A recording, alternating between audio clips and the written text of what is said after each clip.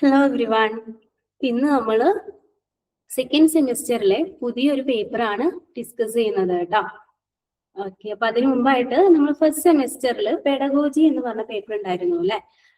Different സബ്ജക്റ്റുകൾക്ക് different ആയിട്ടാണ് വരുന്നതെന്നുണ്ടെങ്കിൽ കൂടെ നമ്മൾ കോമൺ ആയിട്ട് അതിൽ കുറച്ച് കാര്യങ്ങളൊക്കെ പഠിച്ചിട്ടുണ്ടായിരുന്നു അല്ലെ. എന്തൊക്കെയാ നമ്മൾ അതിൽ പഠിച്ചിരുന്നത്, നിങ്ങൾക്ക് ഓർമ്മയുണ്ടോ? മറന്നുപോയി അപ്പോഴേക്കും. എന്തൊക്കെയാ കാര്യങ്ങളാണ് നമ്മൾ പെഡഗോജിയിൽ പഠിച്ചിരുന്നത്? മൈക്രോ ടീച്ചിങ് മാക്രോ ടീച്ചിങ് ഒക്കെ അല്ലായിരുന്നോ? ആ കറക്റ്റ് ആണ്. Link lesson plan. ആ പിന്നെ എന്തൊക്കെയാ പഠിച്ചേ? ഓർമ്മയുണ്ടല്ലേ? അപ്പൊ ഈ അടുത്ത് എഴുതിയിട്ടല്ലോ മാം. മറക്കാനായിട്ടില്ല അല്ലെ? ഇല്ല. അപ്പൊ നമ്മൾ മൈക്രോ ടീച്ചിങ്ങിനെ കുറിച്ച് പഠിച്ചിരുന്നു അല്ലെ. മൈക്രോ ടീച്ചിങ് എന്ന് പറഞ്ഞിട്ടുണ്ടെങ്കിൽ എന്തായിരുന്നു? നമ്മൾ എങ്ങനെയാണ് ടീച്ചിങ് എന്നുള്ള ആ ഒരു പ്രോസസ്സ് ക്യാരിഡ് ഔട്ട് ചെയ്യുന്നതെന്ന് നമ്മളെ പഠിപ്പിക്കാൻ വേണ്ടിയിട്ട് ആസ് എ സ്റ്റുഡന്റ് ടീച്ചർ നമ്മൾക്ക് പറഞ്ഞു തരാൻ വേണ്ടിയിട്ട് യൂസ് ചെയ്യുന്ന ഒരു മെത്തേഡ് ആണ് അല്ലെ മൈക്രോ ടീച്ചിങ് എന്ന് പറഞ്ഞിട്ടുണ്ടെങ്കിൽ. അതിന്റെ തിയറി പാർട്ടൊക്കെ നമ്മൾ പ്രോപ്പർ ആയിട്ട് പഠിച്ചു. ഇനി തേർഡ് സെമിസ്റ്ററിൽ നമ്മൾ എന്ത് ചെയ്യും? അത് പ്രാക്ടിക്കലി എക്സ്പീരിയൻസ് ചെയ്യും കൂടെ ചെയ്യുമ്പോൾ നമ്മൾ പ്രോപ്പർ ആയിട്ട് എങ്ങനെയാണ് ടീച്ചിങ് എന്ന് പറഞ്ഞുള്ള ആ ഒരു പ്രോസസ്സ് നമ്മൾ കുട്ടികളിലോട്ട് എത്തിക്കേണ്ടത് എന്നുള്ളതിനെ കുറിച്ചിട്ട് നമുക്ക് നല്ലൊരു ധാരണ ഉണ്ടായിരിക്കും അല്ലെ. അതുകൂടാതെ എന്താ, ഡിഗ്രി PG ലെവലിലൊക്കെ നമ്മൾ കണ്ടന്റ് നോളജ് പ്രോപ്പർ ആയിട്ട് പഠിച്ചു. അപ്പൊ നമ്മൾ പറയുകയാണെങ്കിൽ ഡിഗ്രി PG ലെവലിലൊക്കെ നമ്മൾ കണ്ടന്റ് പാർട്ട് പ്രോപ്പർ ആയിട്ട് പഠിച്ചിട്ട് ആ കണ്ടന്റ് എങ്ങനെയാണ് കുട്ടികളിലോട്ട് എത്തിക്കേണ്ടത് എന്നുള്ളത് നമ്മൾ ഈ BEd-ലും പഠിക്കും അല്ലെ. BEd-ൽ ഓൾറെഡി നമ്മൾ അതിന്റെ തിയറി പാർട്ട് പഠിച്ചു. ഇനി നമ്മൾ എന്ത് ചെയ്യും? അത് പ്രാക്ടിക്കലി തേർഡ് സെമിസ്റ്ററിൽ നമ്മൾ എക്സ്പീരിയൻസ് ചെയ്യുമ്പോൾ നമ്മൾ അതിൽ പ്രൊഫഷണൽ ആയില്ലേ. നമുക്കിനി ഒരു ടോപ്പിക് അങ്ങ് കിട്ടിക്കഴിഞ്ഞാൽ, കുട്ടികളെയും കൂടി കിട്ടിക്കഴിഞ്ഞാൽ നമ്മൾ പ്രോപ്പർ ആയിട്ട് അവർക്ക് എടുത്തു കൊടുക്കും. ആ ഒരു ലെവലില് BEd കഴിയുമ്പോഴേക്കും നമ്മളാവും അല്ലേ. അപ്പൊ ഈ ഒരു കണ്ടന്റ് നോളജിനെ കുറിച്ച് നമുക്ക് നല്ല ധാരണയുണ്ട്. കൂടാതെ എന്ത് ചെയ്യും? നമ്മൾ എങ്ങനെയാണ് ടീച്ച് ചെയ്യേണ്ടത് എന്നുള്ളതിനെ കുറിച്ച് നമ്മൾ പഠിക്കും. ഈ രണ്ട് കാര്യങ്ങൾ മാത്രം മതിയോ പ്രോപ്പർ ആയിട്ട്? അല്ലെങ്കിൽ ഒരു നല്ല ടീച്ചർ ആവാൻ ഈ രണ്ട് ക്വാളിറ്റീസ് മാത്രം മതിയോ? എന്താ നിങ്ങളുടെ അഭിപ്രായം? എന്തൊക്കെ ക്വാളിറ്റീസ് വേണം നല്ലൊരു ടീച്ചർ ആവണമെന്നുണ്ടെങ്കിൽ? കണ്ടന്റ് നോളജ് അറിയണം, കണ്ടന്റ് നോളജ് എങ്ങനെയാണ് കുട്ടികളിലോട്ട് ഡെലിവർ ചെയ്യേണ്ടത് എന്നുള്ളത് അറിയണം. ഈ രണ്ട് സംഭവങ്ങൾ നമ്മൾ പ്രോ ആയില്ലേ. അപ്പൊ ഇനി തേർഡ് ആയിട്ട് നമുക്ക് അറിയേണ്ടത് എന്താ? നമ്മൾ പഠിപ്പിച്ചു കൊടുത്തിട്ടുള്ള കാര്യം പ്രോപ്പർ ആയിട്ടാണോ കുട്ടികൾ മനസ്സിലാക്കിയിട്ടുള്ളത് എന്നും കൂടെ നമുക്ക് അറിയണം അല്ലെ. ചിലപ്പോൾ ഞാൻ നിങ്ങൾക്ക് ഒരു ടോപ്പിക് എടുത്തു തന്നിട്ടുണ്ടായിരിക്കും, ബട്ട് നിങ്ങൾ അതിനെ ഇന്റർപ്രറ്റ് ചെയ്തത് വേറെ രീതിയിലായിരിക്കും. കാരണം എന്താ, നമ്മൾ എല്ലാവരുടെയും മൈൻഡില് ഓൾറെഡി പ്രീ ഡിറ്റർമിൻ ആയിട്ട് വെച്ചിട്ടുള്ള കുറച്ച് കാര്യങ്ങളുണ്ട്. നമ്മൾ മുന്നേ കേട്ട് പഠിച്ചിട്ടുള്ള കുറച്ച് കാര്യങ്ങളുണ്ട്. അപ്പൊ പുതുതായിട്ട് ഒരു കാര്യം വരുമ്പോ നമ്മളെ എപ്പോഴും ചെയ്യുക എന്താന്ന് വെച്ചാല്, നമ്മുടെ മൈൻഡ് നമ്മൾ ഓൾറെഡി അറിയുന്ന മൈൻഡിൽ സ്റ്റോർ ചെയ്ത് വെച്ചിട്ടുള്ള കുറച്ച് ഡാറ്റാസ് ഉണ്ടല്ലോ, ആ ഡാറ്റാസിന്റെ ബേസിസിലാണ് പുതുതായിട്ട് കേട്ടിട്ടുള്ള കാര്യങ്ങളെ ഇന്റർപ്രേറ്റ് ചെയ്യാം. ഓക്കെ, അപ്പൊ നമ്മുടെ മുന്നിൽ വരുന്ന കുട്ടികളില് പലർക്കും പല അറിവുകളും ഉണ്ടായിരിക്കും. അപ്പൊ നമ്മൾ ഒരു പുതുതായിട്ട് ഒരു കാര്യം അവർക്ക് പറഞ്ഞു കൊടുക്കുമ്പോൾ ചിലപ്പോൾ അവരെന്ത് ചെയ്തിട്ടുണ്ടായിരിക്കാം, അവരുടെ മൈൻഡിൽ ഓൾറെഡി ഫിക്സ് ചെയ്തിട്ടുള്ള ആ ഡാറ്റയുമായിട്ട് കണക്ട് ചെയ്ത് പഠിച്ചിട്ട് നമ്മൾ പറഞ്ഞതല്ലാത്ത ഒരു മീനിങ് അവർക്ക് എന്ത് ചെയ്തിട്ടുണ്ടായിരിക്കാം, കിട്ടിയിട്ടുണ്ടായിരിക്കാം. അതായത് നമ്മൾ പഠിപ്പിച്ചു കൊടുക്കുന്ന ടോപ്പിക്കിനെ അവരെന്ത് ചെയ്തിട്ടുണ്ടായിരിക്കാം, റോങ് ആയിട്ട് ഇന്റർപ്രറ്റ് ചെയ്തിട്ടുണ്ടായിരിക്കാം. അപ്പൊ നമ്മളൊരു നല്ല ടീച്ചർ ആവണമെന്നുണ്ടെങ്കിൽ നല്ല രീതിക്ക് കണ്ടന്റ് നോളജ് കുട്ടികളിലോട്ട് പറഞ്ഞു കൊടുത്താൽ മാത്രം പോരാ. നമ്മൾ പറഞ്ഞു കൊടുത്തിട്ടുള്ള കണ്ടന്റ് നോളജ് നല്ല രീതിക്ക്, അതായത് നമ്മൾ ഉദ്ദേശിച്ച മീനിങ് തന്നെയാണോ കുട്ടികളിലോട്ടും എത്തിയിട്ടുള്ളത്, നമ്മൾ ഉദ്ദേശിച്ച കണ്ടന്റ് അതുപോലെ കുട്ടികൾക്ക് മനസ്സിലായിട്ടുണ്ടോ, അല്ലെങ്കിൽ കുട്ടികൾ അതിലുമായിട്ട് എന്തെങ്കിലും സ്ട്രഗിൾ ചെയ്യുന്നുണ്ടോ, അങ്ങനെയുള്ള കാര്യങ്ങളൊക്കെ നമ്മൾ അറിയണം അല്ലെ. അതായത് കുട്ടികളുടെ ലേണിങ്ങിന് നമ്മൾ എന്ത് ചെയ്യേണ്ടതുണ്ട്, വിലയിരുത്തേണ്ടതുണ്ട് അല്ലെ. വിലയിരുത്തുക എന്ന് പറഞ്ഞിട്ടുണ്ടെങ്കിൽ എന്താ, കുട്ടികളുടെ ലേണിങ്ങിനെ നമ്മൾ അസസ് ചെയ്യേണ്ടതുണ്ട്. ഓക്കെ, അപ്പൊ എങ്ങനെയാണ് കുട്ടികളുടെ ലേണിംഗ് ഒക്കെ അസസ് ചെയ്യാന്നുള്ളത് ആദ്യം ആസ് എ സ്റ്റുഡന്റ് ടീച്ചർ നമ്മൾ അറിഞ്ഞിരിക്കണം അല്ലെ. നമ്മളൊരു ടോപ്പിക് പഠിപ്പിച്ചു കൊടുത്തു, ആ ടോപ്പിക് കുട്ടികൾക്ക് എങ്ങനെയാണ് മനസ്സിലായിട്ടുള്ളത് എന്നുള്ളതും കൂടെ നമ്മൾ മനസ്സിലാക്കി വെക്കണം. അപ്പോൾ പ്രോപ്പർ ആയിട്ട് എങ്ങനെ കുട്ടികളെ അസസ് ചെയ്യാം എന്നുള്ളത് നിങ്ങളെ പഠിപ്പിച്ചു തരാൻ വേണ്ടിയിട്ട് നിങ്ങളുടെ സെക്കൻഡ് സെമിസ്റ്ററിൽ നിങ്ങൾക്ക് ഒരു പേപ്പർ പഠിക്കാനുണ്ട്, അസസ്മെന്റ് ഫോർ ലേണിംഗ്.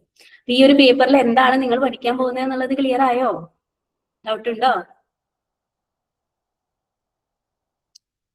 എന്താ നിങ്ങൾ പഠിക്കാൻ പോകുന്നത്? Okay, fine.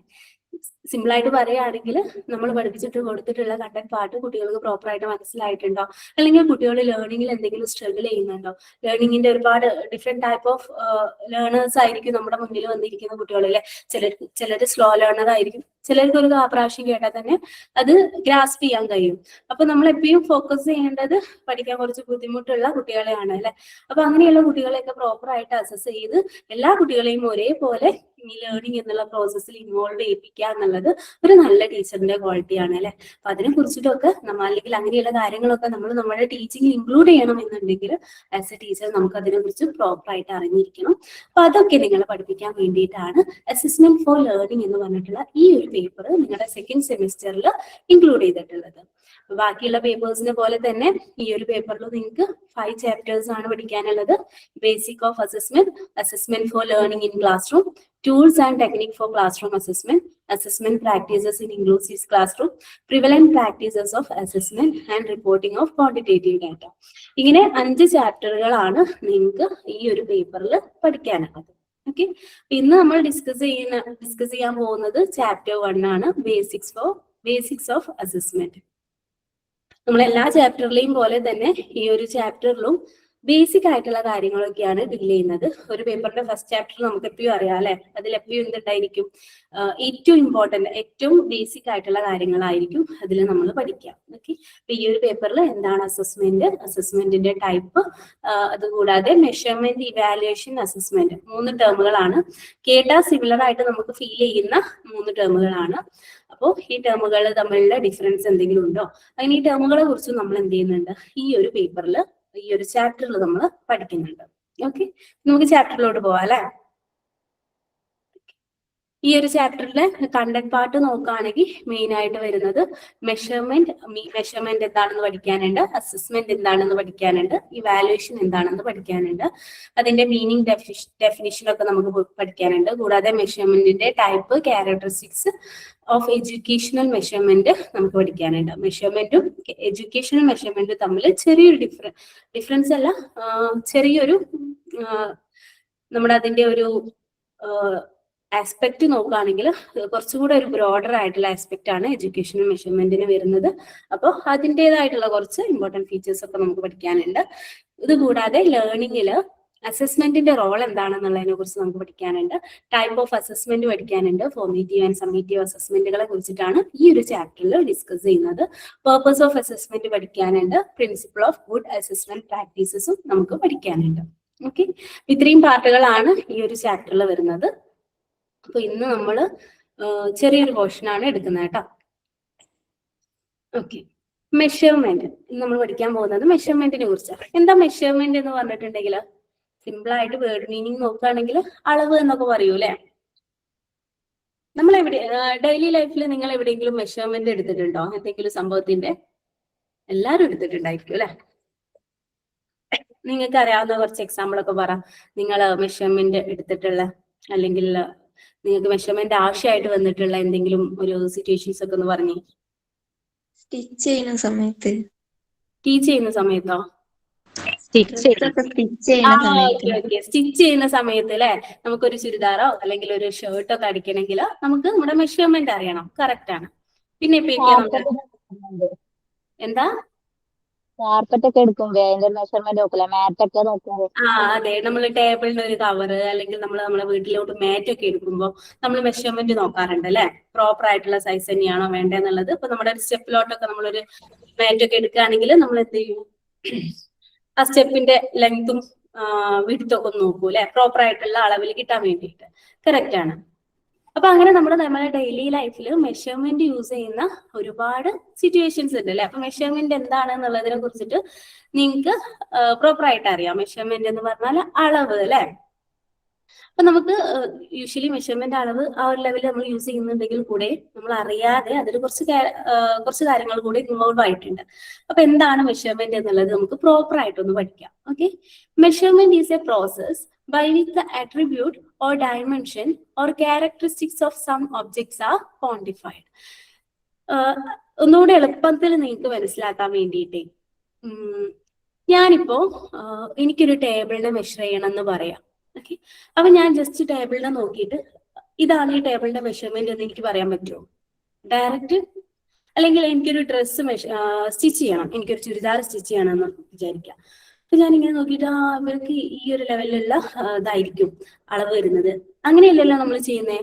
നമുക്കൊരു വസ്തുവിന്റെ മെഷർമെന്റ് കിട്ടണം എന്നുണ്ടെങ്കിൽ, എനിക്കിപ്പോ ഒരു ടേബിളിന്റെ മെഷർമെന്റ് കിട്ടണം എന്നുണ്ടെങ്കിൽ ഞാൻ എന്ത് ചെയ്യും? ഒരു സ്കെയിലൊക്കെ എടുക്കും, എന്നിട്ട് ടേബിളിന്റെ ലെങ്ത് അളക്കും, വിഡ്ത്ത് അളക്കും, ഹൈറ്റ് അളക്കും അല്ലെ. അതായത് നമ്മളൊരു കാര്യത്തെ മെഷർ ചെയ്യുക എന്ന് പറയുമ്പോൾ നമ്മൾ ആക്ച്വലി ചെയ്യുന്നത് എന്താണ്? അതിന്റെ കുറച്ച് അട്രിബ്യൂട്ട്സ് എന്ന് പറഞ്ഞിട്ടുണ്ടെങ്കിൽ വിശേഷണങ്ങൾ അല്ലെ, അല്ലെങ്കിൽ അതിന്റെ കുറച്ച് ഡയമെൻഷൻസ് എന്ന് പറഞ്ഞിട്ടുണ്ടെങ്കിൽ അളവുകൾ അല്ലെ, അല്ലെങ്കിൽ അതിന്റെ കുറച്ച് ക്യാരക്ടറിസ്റ്റിക്സ്, അതായത് അതിന്റെ കുറച്ച് സവിശേഷതകൾ അല്ലെ, അതൊക്കെയാണ് നമ്മൾ എന്ത് ചെയ്യുന്നത്? അളക്കുന്നത് അല്ലെ. അതായത് ഞാനൊരു വസ്തുവിനെ അളക്കുക എന്ന് പറയുമ്പോൾ ആ വസ്തുവിനെ ഡയറക്റ്റ് ആയിട്ട് അളക്കല്ല ചെയ്യുന്നത്, അതിന് പകരം അതിന്റെ അട്രിബ്യൂട്ട്സിനെയും ഡയമെൻഷൻസിനെയും ക്യാരക്ടറിസ്റ്റിക്സിനെയും ഒക്കെയാണ് ഞാൻ മെഷർ ചെയ്യുന്നത് അല്ലെ. അപ്പൊ മെഷർമെന്റ് എന്ന് പറഞ്ഞിട്ടുണ്ടെങ്കിൽ എന്താ? It is a process by which the attribute or dimension or characteristics of some objects are quantified. Okay, quantified എന്ന് പറഞ്ഞിട്ടുണ്ടെങ്കിൽ എന്താ അർത്ഥം? അതൊക്കെ ഞാനൊരു മെഷർമെന്റ് രൂപത്തിൽ, ഒരു അളവ് രൂപത്തിൽ, ഒരു ന്യൂമറിക്കൽ വാല്യൂ അതിന് അസൈൻ ചെയ്യുന്നുണ്ട് അല്ലെ. അതുകൊണ്ടാണ് ക്വാണ്ടിഫൈഡ് എന്ന് ഉള്ള ടേം അവിടെ യൂസ് ചെയ്തിട്ടുള്ളത് കേട്ടോ. ക്ലിയർ ആയോ എന്താ മെഷർമെന്റ് എന്നുള്ളത്? നമ്മളൊരു ടേബിളിന്റെ മെഷർമെന്റ് പറയുമ്പോൾ ആക്ച്വലി നമ്മൾ എന്തല്ല, ടേബിളിന്റെ ഡയറക്റ്റ് ആയിട്ട് അളക്കല്ല ചെയ്യുന്നത്, അതിന്റെ ഡയമെൻഷൻ ആണ് നമ്മൾ അവിടെ യൂസ് ചെയ്യുന്നത് അല്ലെ.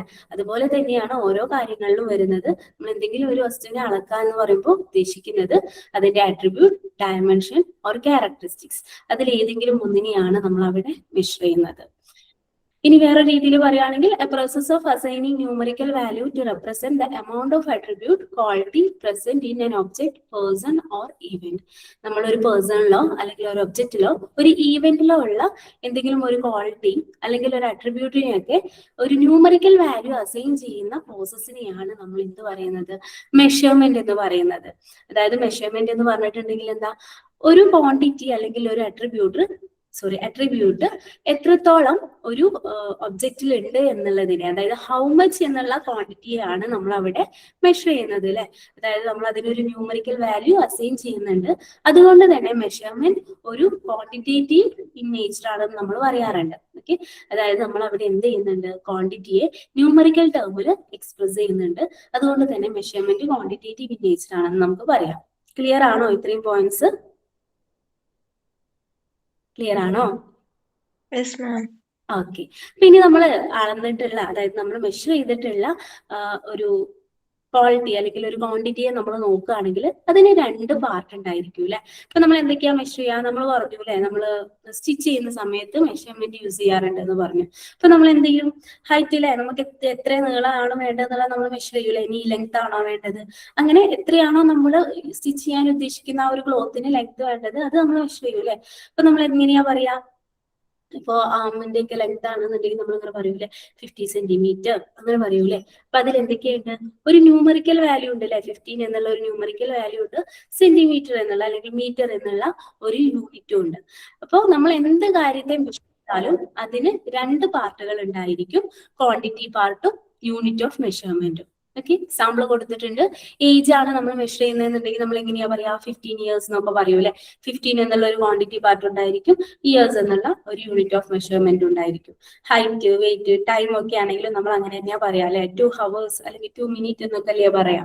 ഒരു ക്വാണ്ടിറ്റി പാർട്ട് ഉണ്ടായിരിക്കും, ഒരു യൂണിറ്റ് ഓഫ് മെഷർമെന്റും ഉണ്ടായിരിക്കും. ഓക്കെ, ഇപ്പൊ മെഷർമെന്റ് എന്താണെന്നുള്ളതിന്റെ ഒരു ഔട്ട്ലുക്ക് നമുക്ക് കിട്ടി. ഇനി മെഷർമെന്റിന് നമുക്കൊരു ഡെഫിനിഷൻ വേണം അല്ലെ. അപ്പൊ ജെയിംസ് എം ബ്രോഡ്ഫീൽഡ് എന്ന് പറഞ്ഞിട്ടുള്ള സൈക്കോളജിസ്റ്റ് പറഞ്ഞിട്ടുള്ള ഡെഫിനിഷൻ ആണ് ഇൻക്ലൂഡ് ചെയ്തിട്ടുള്ളത്. ഇപ്പൊ എന്താണെന്നുള്ളത് നോക്കാം കേട്ടോ. Assigning numerical value to object, person or event according to certain well established rule so as to represent the amount of qualities or attribute present in them. നമ്മൾ പറഞ്ഞിട്ടുള്ളത് തന്നെയാണ് അല്ലെ. എന്താ? ഒരു ഒബ്ജക്റ്റിൽ അടങ്ങിയിരിക്കുന്ന ക്വാളിറ്റീസിനെയോ അല്ലെങ്കിൽ അട്രിബ്യൂട്ട്സുകളെയോ ഒക്കെ ന്യൂമറിക്കൽ വാല്യൂ കൊടുത്ത് അസൈൻ ചെയ്യാൻ വേണ്ടിയിട്ടാണ് നമ്മൾ മെഷർമെന്റ് യൂസ് ചെയ്യാറുള്ളത് അല്ലെ. ബട്ട് ഇതിൽ ഒരു എക്സ്ട്രാ ഒരു കാര്യം കൂടെ പറഞ്ഞു. എന്താ? According to certain well established rule അല്ലെ. എന്താ അതുകൊണ്ട് ഉദ്ദേശിക്കുന്നത്? നമ്മൾ എപ്പോഴും മെഷർ ചെയ്യുന്നത് ഓൾറെഡി പ്രീ ഡിറ്റർമിൻ ചെയ്തിട്ടുള്ള സെറ്റ് ഓഫ് റൂൾസിനെ ബേസ് ചെയ്തിട്ടായിരിക്കും എന്നാണ് പറയുന്നത്. ക്ലിയർ ആയോ? ചെറിയ ഡൗട്ട് ഉണ്ട് അല്ലേ? എക്സാമ്പിൾ ആയിട്ട് ഇപ്പൊ നമ്മൾ പറഞ്ഞില്ലേ ടേബിളിന്റെ ലെങ്ത്തും വിഡ്ത്തും ഒക്കെ മെഷർ ചെയ്യാണ് ചെയ്യുക. ടേബിളിനെ മെഷർ ചെയ്യാൻ പറയുമ്പോൾ എന്നൊക്കെ പറഞ്ഞില്ലേ. അപ്പൊ അതിൽ നമ്മൾ എന്താ ചെയ്യുന്നത്, ഓൾറെഡി പ്രീ ഡിറ്റർമിൻഡ് ആയിട്ടുള്ള ചില റൂൾസ് യൂസ് ചെയ്തിട്ടാണ് നമ്മൾ മെഷർ ചെയ്യുക. നമ്മൾ മെഷർ ചെയ്യാൻ വേണ്ടിയിട്ട് എന്താ യൂസ് ചെയ്തിട്ടുള്ളത്, സ്കെയിലാണ് യൂസ് ചെയ്യുന്നത് അല്ലെ, അല്ലെങ്കിൽ മെഷറിംഗ് ടേപ്പ് ആണ് നമ്മൾ യൂസ് ചെയ്യുന്നത്. അതിലെന്തുണ്ട്, ഇത്ര ലെങ്ത് എന്ന് പറഞ്ഞാൽ 1 സെന്റിമീറ്റർ ആണ്, അത്രയും കൂടെ കൂടുമ്പോഴാണ് 2 സെന്റിമീറ്റർ വരുന്നത്. അങ്ങനെ ഓൾറെഡി എന്ത് ചെയ്തിട്ടുണ്ട്, സെറ്റ് ചെയ്ത് വെച്ചിട്ടുണ്ട് ആ ടേപ്പിൽ അല്ലെ. അപ്പൊ അതേപോലെ നമ്മൾ മെഷർ ചെയ്യാൻ യൂസ് ചെയ്യുന്നത് എന്തിനെ ബേസ് ചെയ്തിട്ടായിരിക്കും, ഓൾറെഡി ഡിറ്റർമിൻ ചെയ്ത് വെച്ചിട്ടുള്ള റൂൾസിനെ യൂസ് ചെയ്തിട്ടായിരിക്കും നമ്മൾ എന്ത് ചെയ്യുന്നത്, മെഷർമെന്റ് നടത്തുന്നത്. ക്ലിയർ ആയോ? സിമ്പിൾ ആയിട്ട് പറഞ്ഞാലേ സ്കെയിലൊക്കെ ഓൾറെഡി എന്താണ്, ഫിക്സ് ചെയ്ത് വെച്ചിട്ടുള്ള ഒരു റൂളാണ്, ഓൾറെഡി ഡിഫൈൻ ചെയ്ത് വെച്ചിട്ടുള്ള ഒരു സംഭവമാണ് സ്കെയിലൊക്കെ അല്ലെ. ആ സ്കെയിലൊക്കെ വെച്ചിട്ടാണ് നമ്മൾ എന്ത് ചെയ്യുക, അല്ലെങ്കിൽ ആ ടൈപ്പ് ഒക്കെ വെച്ചിട്ടാണ് നമ്മൾ മെഷർമെന്റ് നടത്തുക.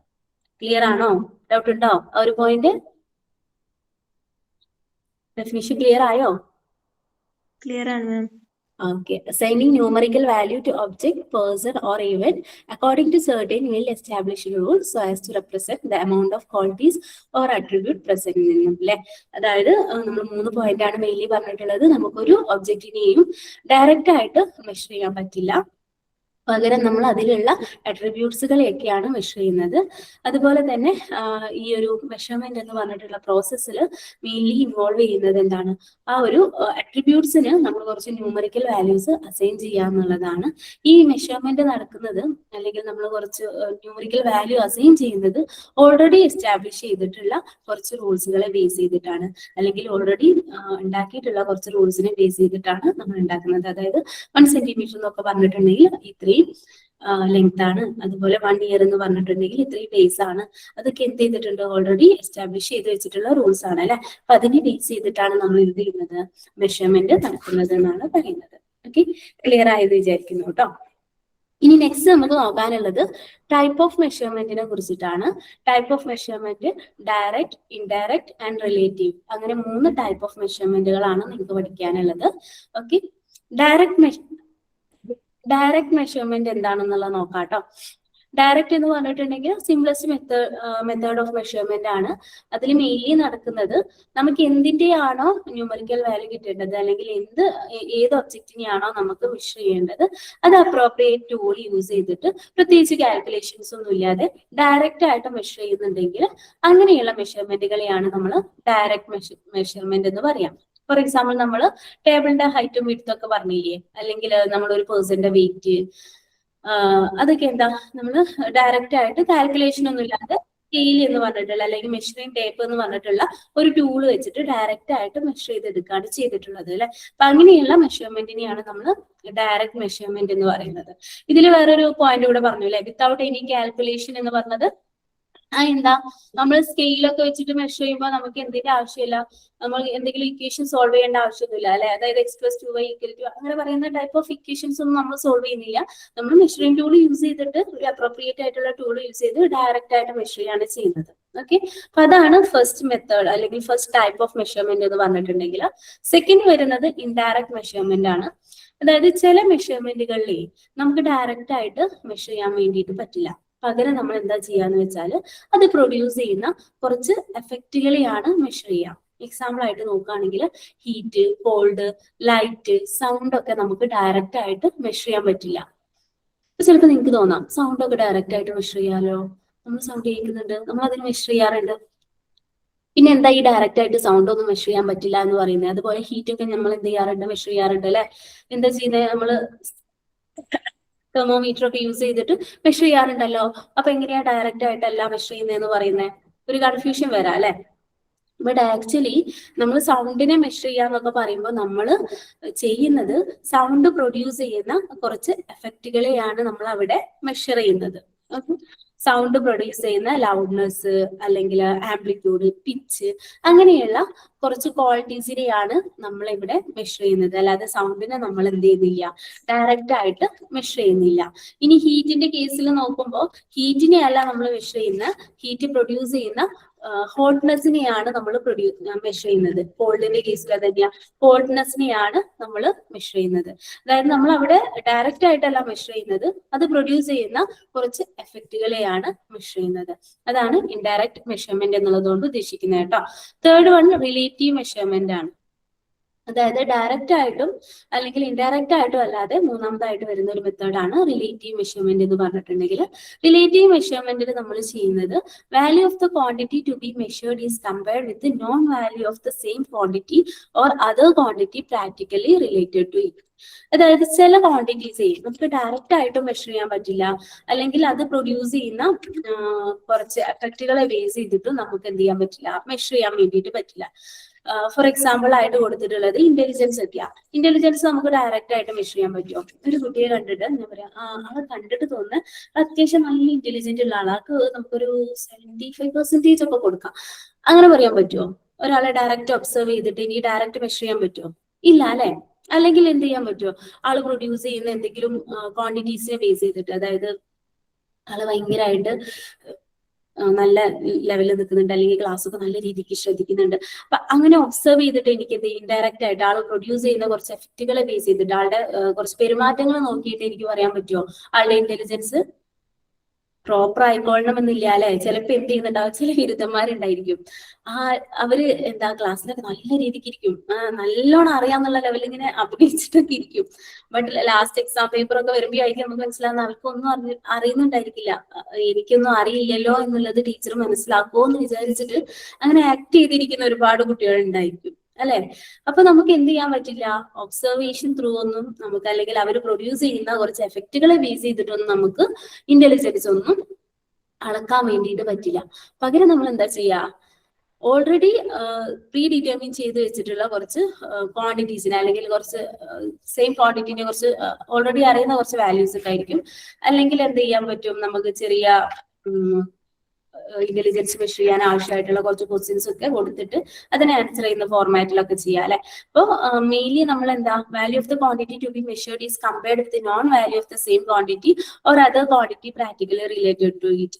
അതായത് ആ സെയിം ഏജ് ഗ്രൂപ്പിൽ വരുന്ന വേറെ ഇന്റലിജന്റ് ആയിട്ടുള്ള കുട്ടികളെ വെച്ച് കമ്പയർ ചെയ്തിട്ടോ, അല്ലെങ്കിൽ അങ്ങനെയുള്ള ക്വസ്റ്റ്യൻസ് കൊടുത്തിട്ടൊക്കെയാണ് നമ്മൾ എന്ത് ചെയ്യുക, ഇന്റലിജൻസ് ഒക്കെ മെഷർ ചെയ്യുക അല്ലെ. അതായത് റിലേറ്റീവ് ആയിട്ടാണ് നമ്മൾ മെഷർ ചെയ്യുക. ഓക്കെ, അങ്ങനെ 3 ടൈപ്പ് ഓഫ് മെഷർമെന്റ് ആണുള്ളത്: direct, relative and indirect. 3 type clear ആണോ? ഡൗട്ട് ഉണ്ടോ? ഡൗട്ട് ഉണ്ടെങ്കിൽ ചോദിച്ചോളൂ കേട്ടോ. റിലേറ്റീവ് ഒക്കെ ക്ലിയർ ആണല്ലോ അല്ലെ? ഓക്കെ, ക്ലിയർ ആണെന്ന് വിചാരിക്കുന്നു കേട്ടോ. ഓക്കെ, ഇത്രയും ടൈപ്പ് ആണ് നമുക്ക് ടൈപ്പ് ഓഫ് മെഷർമെന്റ് എന്ന് പറഞ്ഞിട്ടുള്ള പാർട്ടിൽ പഠിക്കാനുള്ളത്. നെക്സ്റ്റ് നമുക്ക് നോക്കാനുള്ളത് ക്യാരക്ടറിസ്റ്റിക്സ് ഓഫ് എഡ്യൂക്കേഷണൽ മെഷർമെന്റ് ആണ് കേട്ടോ. അപ്പൊ എന്താ ഈ എഡ്യൂക്കേഷണൽ മെഷർമെന്റ് എന്നുള്ളത് നമുക്ക് അറിയണം അല്ലെ. മെഷർമെന്റ് എന്താണെന്ന് നമ്മൾ പറഞ്ഞു. എഡ്യൂക്കേഷണൽ മെഷർമെന്റ് എന്തായിരിക്കും? എഡ്യൂക്കേഷണൽ പർപ്പസിന് വേണ്ടിയിട്ട് നമ്മൾ യൂസ് ചെയ്യുന്ന മെഷർമെന്റുകളായിരിക്കും അല്ലെ വരിക. അതായത് നമ്മൾ മാർക്കൊക്കെ മെഷർ ചെയ്യാറില്ലേ, അതൊക്കെ എഡ്യൂക്കേഷണൽ മെഷർമെന്റ് ആണ്. അപ്പോൾ മെഷർമെന്റിനെ കുറിച്ച് പഠിച്ചു, പിന്നീട് നമ്മൾ സെപ്പറേറ്റ് ടോപ്പിക് ആയിട്ട് ക്യാരക്ടറിസ്റ്റിക്സ് ഓഫ് എഡ്യൂക്കേഷണൽ മെഷർമെന്റ് എന്ന് തന്നെ പഠിച്ചിട്ടുണ്ടെങ്കിൽ, അല്ലെങ്കിൽ നമുക്കത് പഠിക്കാനുണ്ടെങ്കിൽ അതിന്റെ അർത്ഥം എന്തായിരിക്കും, ഇതിനെ നമുക്ക് എന്തോ ഒരു ചേഞ്ചസ് ഉണ്ട്, അല്ലെങ്കിൽ ഇതിന് കുറച്ചുകൂടെ ഇമ്പോർട്ടൻസ് ഉണ്ട് അല്ലെ. മെഷർമെന്റിനെ കുറിച്ച് മാത്രം അറിഞ്ഞാൽ പോരാ, ആസ് എ ടീച്ചർ നമ്മൾ എന്ത് കൂടെ അറിയണം, എഡ്യൂക്കേഷണൽ മെഷർമെന്റിന്റെ കുറച്ച് ക്യാരക്ടറിസ്റ്റിക്സും കൂടെ അറിയേണ്ടതുണ്ട്. ഓക്കെ, അതുകൊണ്ടാണ് ഇത് സെപ്പറേറ്റ് ഒരു ടോപ്പിക് ആയിട്ട് തന്നെ കൊടുത്തിട്ടുള്ളത്. അപ്പൊ എന്തൊക്കെയാണ് ക്യാരക്ടറിസ്റ്റിക്സ് ഓഫ് എഡ്യൂക്കേഷണൽ മെഷർമെന്റ് എന്നുള്ളത് നോക്കാട്ടോ. ഫസ്റ്റ് വൺ വരുന്നത് നോ ഡെഫിനിറ്റ് സീറോ മെഷർ എന്നുള്ളതാണ്. അതായത് എഡ്യൂക്കേഷണൽ മെഷർമെന്റിന് സീറോ എന്ന് പറഞ്ഞിട്ടുള്ള ഒരു ക്വാണ്ടിറ്റി ഇല്ല എന്നാണ് പറയുന്നത്. നിങ്ങൾക്ക് ഒരു എക്സാമ്പിൾ ആയിട്ട് പറയുകയാണെങ്കിൽ, ഒരു ക്വസ്റ്റ്യൻ പേപ്പർ, അതായത് ഒരു എക്സാം കഴിഞ്ഞു, ആ എക്സാമിൽ ഒരു കുട്ടി സ്കോർ ചെയ്തിരിക്കുന്ന മാർക്ക് 0 ആണ്. അതായത് മാത്തമാറ്റിക്സിന്റെ ഒരു എക്സാം നടന്നതെന്ന് വിചാരിക്കാം, ആള് സ്കോർ ചെയ്ത മാർക്ക് 0 ആണ്. അപ്പൊ അതിന്റെ അർത്ഥം എന്താ? ആൾക്ക് മാത്സിൽ ഒന്നും അറിയില്ല, ആൾക്ക് നമ്പേഴ്സ് അറിയില്ല, ആൾക്ക് ആഡ് ചെയ്യാൻ അറിയില്ല, മൾട്ടിപ്ലിക്കേഷൻ അറിയില്ല, ഡിവിഷൻ അറിയില്ല. ആള് മാത്സ് എന്താന്ന് പോലും ആൾക്ക് അറിയില്ല. അതാണോ അതിന്റെ മീനിങ്? എന്താ നിങ്ങൾക്ക് തോന്നുന്നേ? ഒരു കുട്ടി 0 മാർക്കാണ് സ്കോർ ചെയ്തത് എന്നുണ്ടെങ്കിൽ അതിന് എന്തൊക്കെ കാരണങ്ങൾ ഉണ്ടായിരിക്കാം ഒരു കുട്ടി 0 മാർക്ക് സ്കോർ ചെയ്യാന്?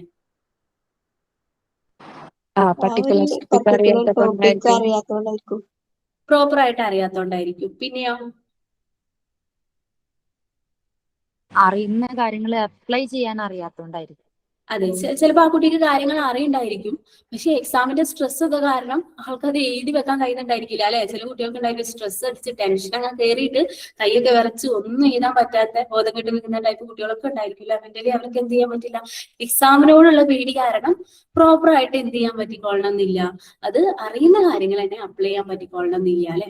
അപ്പൊ അങ്ങനെയൊക്കെ വരാം. അപ്പൊ നമുക്ക് അല്ലെങ്കിൽ എന്ത് ചെയ്യാം, ആ കുട്ടി എന്തെങ്കിലും ഫിസിക്കൽ പ്രശ്നങ്ങൾ കാരണം, ആരോഗ്യപരമായിട്ടുള്ള എന്തെങ്കിലും കാരണങ്ങൾ കൊണ്ട് ആ കുട്ടിക്ക് എന്തെങ്കിലും പനിയായിട്ട് എഴുതാൻ പറ്റാണ്ടിരുന്നിട്ടുണ്ടായിരിക്കും. അല്ലെങ്കിൽ ചിലപ്പോൾ എന്താ, ആ കുട്ടി എക്സാമേ അറ്റൻഡ് ചെയ്തിട്ടുണ്ടായിരിക്കില്ല, അപ്പോഴും അതിൽ വരുന്ന മാർക്ക് എന്ത് തന്നെയാ, 0 തന്നെയാ അല്ലെ. അപ്പൊ നമുക്ക് എന്ത് പറയാൻ പറ്റില്ല, എഡ്യൂക്കേഷണൽ മെഷർമെന്റിൽ ഒരു കുട്ടിക്ക് 0 മാർക്ക് സ്കോർ ചെയ്തു എന്ന് പറഞ്ഞാൽ ആ കുട്ടിക്ക് ആ ഒരു ടോപ്പിക്കിനെ കുറിച്ച് അല്ലെങ്കിൽ ആ ഒരു സബ്ജക്റ്റിൽ ഒന്നും അറിയില്ല എന്നുള്ള ഒരു മീനിങ് എഡ്യൂക്കേഷണൽ മെഷർമെന്റിൽ ഇല്ല.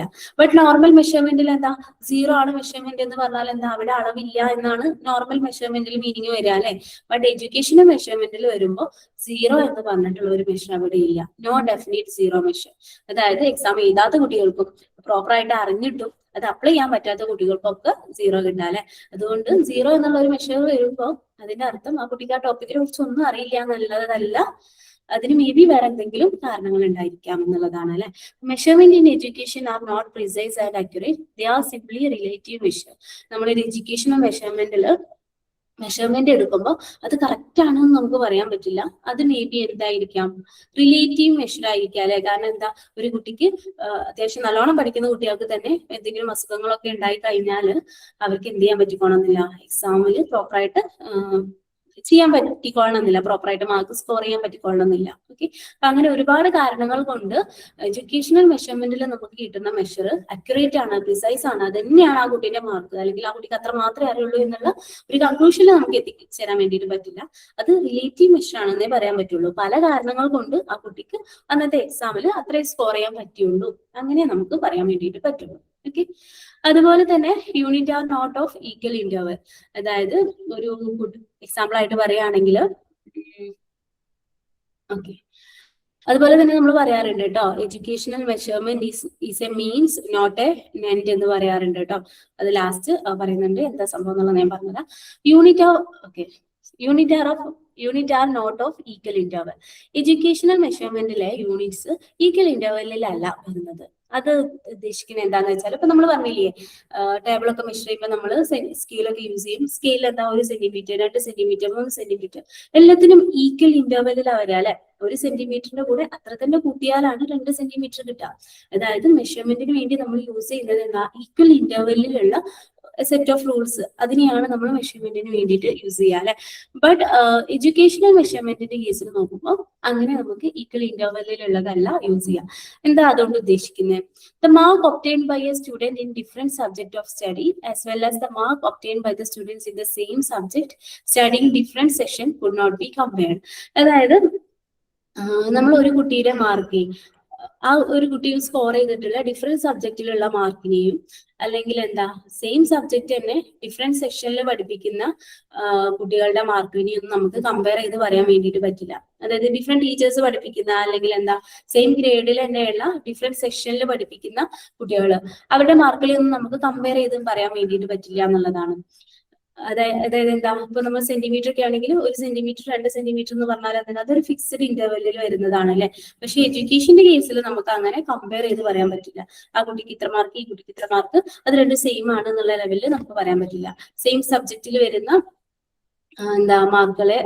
ഡിഫറെന്റ് സബ്ജക്റ്റിൽ വരുന്ന മാർക്കുകളെ നമുക്ക് എന്ത് ചെയ്യാൻ പറ്റില്ല, കമ്പയർ ചെയ്യാൻ പറ്റില്ല എന്നുള്ളതാണ്. ക്ലിയർ ആയോ? ഡൗട്ട് ഉണ്ടോ? ഡൗട്ട് ഉണ്ടെങ്കിൽ ചോദിക്കാട്ടോ.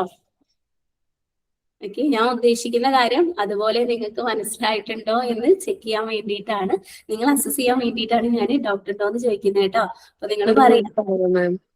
എന്താ, ഒരു തവണ ഇവിടെ പറയോ? ഓക്കെ. ഇപ്പൊ നമ്മളെ ടേബിളൊക്കെ മെഷർ ചെയ്യാൻ വേണ്ടിയിട്ട് നമ്മൾ മെഷറിംഗ് ടേപ്പ് യൂസ് ചെയ്തു അല്ലെ. മെഷറിംഗ് ടേപ്പ് യൂസ് ചെയ്തപ്പോൾ അതിൽ സെന്റിമീറ്റർ വെച്ചിട്ടുണ്ടായിരുന്നു. 1 സെന്റിമീറ്റർ, 2 സെന്റിമീറ്റർ, 3 സെന്റിമീറ്റർ അല്ലെ. അപ്പൊ ഈ ഒരു സെന്റിമീറ്റർ യൂസ് ചെയ്തിട്ട്, ഈ ഒരു മെഷറിംഗ് ടേപ്പ് യൂസ് ചെയ്തിട്ട് ഞാൻ ഒരു ടേബിളിനെ അളന്നു, അതിന് ഇത്ര സെന്റിമീറ്റർ ആണ്. വേറൊരു ടേബിളിനെ അളന്നു, ഇതിന് ഇത്ര സെന്റിമീറ്റർ ആണ്. അപ്പൊ അത് രണ്ടും എന്ത് തന്നെയാണ്, സെയിം മെഷർമെന്റിലുള്ള ടേബിളുകളാണ് എന്ന് എനിക്ക് പറയാൻ വേണ്ടിയിട്ട് പറ്റും അല്ലേ. ബട്ട് ആ ഒരു സംഭവം നമുക്ക് എഡ്യൂക്കേഷണൽ മെഷർമെന്റിൽ യൂസ് ചെയ്യാൻ പറ്റില്ല എന്നാ പറയുന്നത്.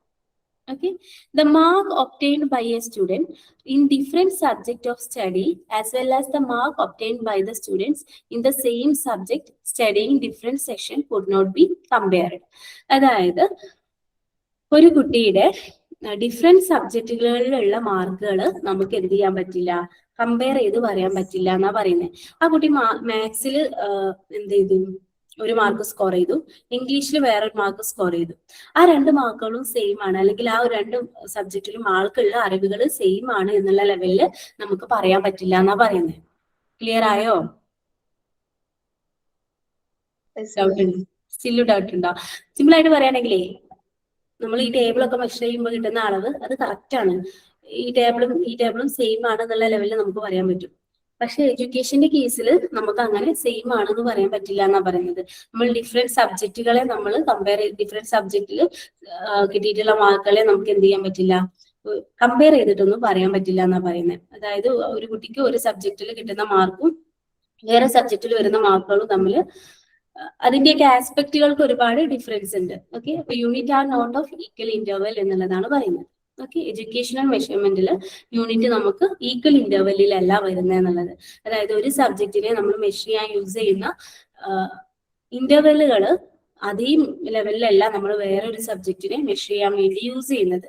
അതുകൊണ്ട് തന്നെ നമുക്ക് എന്ത് പറയാൻ പറ്റില്ല, യൂണിറ്റുകളൊക്കെ സെയിം ഇന്റർവെല്ലിൽ വരുന്നതാണെന്ന് നമുക്ക് പറയാൻ വേണ്ടിയിട്ട് പറ്റില്ല.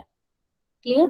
അതായത് ഞാൻ ഒരു സബ്ജക്റ്റിനെ മെഷർ ചെയ്യാൻ വേണ്ടി യൂസ് ചെയ്യുന്ന മെത്തേഡുകളല്ല ഞാൻ വേറൊരു സബ്ജക്റ്റിനെ മെഷർ ചെയ്യാൻ വേണ്ടിയിട്ട് യൂസ് ചെയ്യുന്നത്. അതുപോലെ തന്നെ എന്തല്ല, ഒരു സെഷനിലുള്ള കുട്ടികളെ മെഷർ ചെയ്യാൻ വേണ്ടി ഞാൻ യൂസ് ചെയ്യുന്ന മെത്തേഡല്ല ഞാൻ വേറൊരു സെഷനിലുള്ള സെയിം ഗ്രേഡിൽ തന്നെ വരുന്ന വേറെ സെഷനിലുള്ള കുട്ടികളെ മെഷർ ചെയ്യാൻ വേണ്ടി യൂസ് ചെയ്യുന്നത്.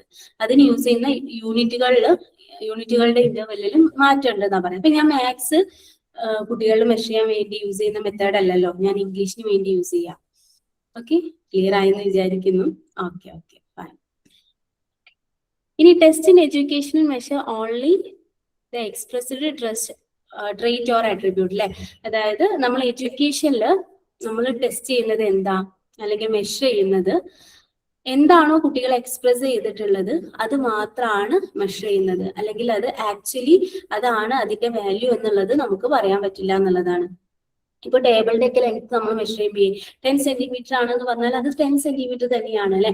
പക്ഷെ ഒരു കുട്ടിക്ക് മാത്സ് എക്സാമിൽ സ്കോർ ചെയ്തിട്ടുള്ള മാർക്ക് 5 ആണ് എന്ന് പറഞ്ഞിട്ടുണ്ടെങ്കിൽ നമുക്ക് പറയാൻ പറ്റില്ല ആ കുട്ടിക്ക് മാത്സിനെ കുറിച്ചിട്ടുള്ള അറിവ് അത്രയേ ഉള്ളൂ എന്നുള്ള ലെവലിൽ നമുക്ക് പറയാൻ പറ്റില്ല അല്ലെ.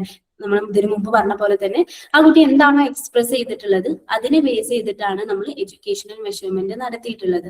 അതിനെ ബേസ് ചെയ്തിട്ടാണ് നമ്മൾ ആ കുട്ടിയുടെ ആൻസർ പേപ്പർ വാല്യുവേറ്റ് ചെയ്തിട്ടുള്ളത്. ഓക്കെ, അതുകൊണ്ട് തന്നെ നമ്മൾ പറയാറുണ്ട് ടെസ്റ്റ് ഇൻ എഡ്യൂക്കേഷണൽ മെഷർ, എഡ്യൂക്കേഷനിൽ വരുന്ന മെഷേഴ്സുകൾ only expressed trait or attribute, കുട്ടികൾ എന്താണോ എക്സ്പ്രസ് ചെയ്തിട്ടുള്ളത് അതിനെയാണ് നമ്മൾ മെഷർ ചെയ്യുന്നത്.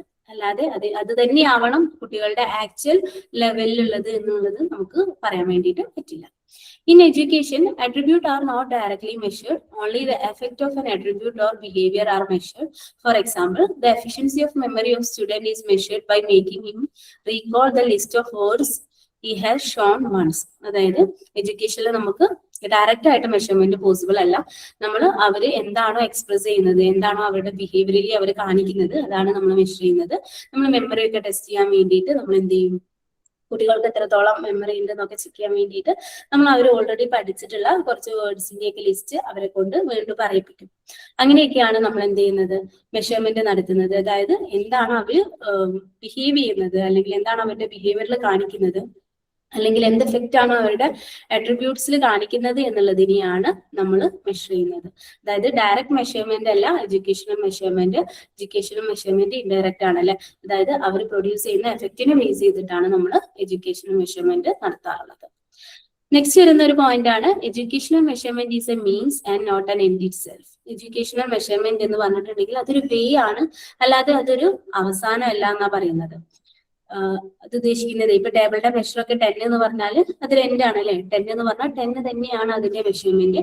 ബട്ട് എഡ്യൂക്കേഷനിൽ ഒരു കുട്ടിക്ക് 40 മാർക്ക് കിട്ടി എന്ന് പറഞ്ഞാല് അത് ഒരു എൻഡ് അല്ല അല്ലെ. ആ കുട്ടിക്ക് ആ മാർക്ക് പോരാ. ആ കുട്ടി വിചാരിക്കുകയാണ് എനിക്ക് ഞാൻ ഉദ്ദേശിച്ച മാർക്ക് എനിക്ക് കിട്ടിയിട്ടില്ല, അടുത്ത എക്സാമിൽ എനിക്ക് ഇതിലൂടെ മാർക്ക് വേണം. അത് ആ കുട്ടിക്ക് ഇമ്പ്രൂവ് ചെയ്യാനുള്ള ഒരു ഓപ്പർച്യൂണിറ്റി ഉണ്ട് അല്ലെ. അതായത് 40 എന്ന് പറഞ്ഞാൽ ആ കുട്ടിക്ക് ഇനി 40 മാർക്ക് കിട്ടുന്നൊന്നുമില്ല. ആ കുട്ടി എഫേർട്ട് എടുത്ത് ആ കുട്ടി അതിൽ ഇമ്പ്രൂവ് ചെയ്ത് കഴിഞ്ഞിട്ടുണ്ടെങ്കിൽ ആൾക്ക് ഒന്നുകൂടെ ബെറ്റർ ആയിട്ടുള്ള മാർക്കൊക്കെ സ്കോർ ചെയ്യാൻ വേണ്ടിയിട്ട് പറ്റൂലേ. അതായത് എഡ്യൂക്കേഷണൽ മെഷർമെന്റ് എന്ന് പറഞ്ഞിട്ടുണ്ടെങ്കിൽ അതൊരു എൻഡ് അല്ല, അതൊരു വേ ആണെന്ന് നമുക്ക് പറയാം. ക്ലിയർ ആണോ? അതൊരു അവസാനം അല്ല അല്ലെ, അതിൽ എന്ത് ചെയ്യാം, നമുക്ക് ചേഞ്ചസ് വരുത്താവുന്നതാണ്. ക്ലിയർ ആണോ? Characteristics of educational measurement clear ആയോ?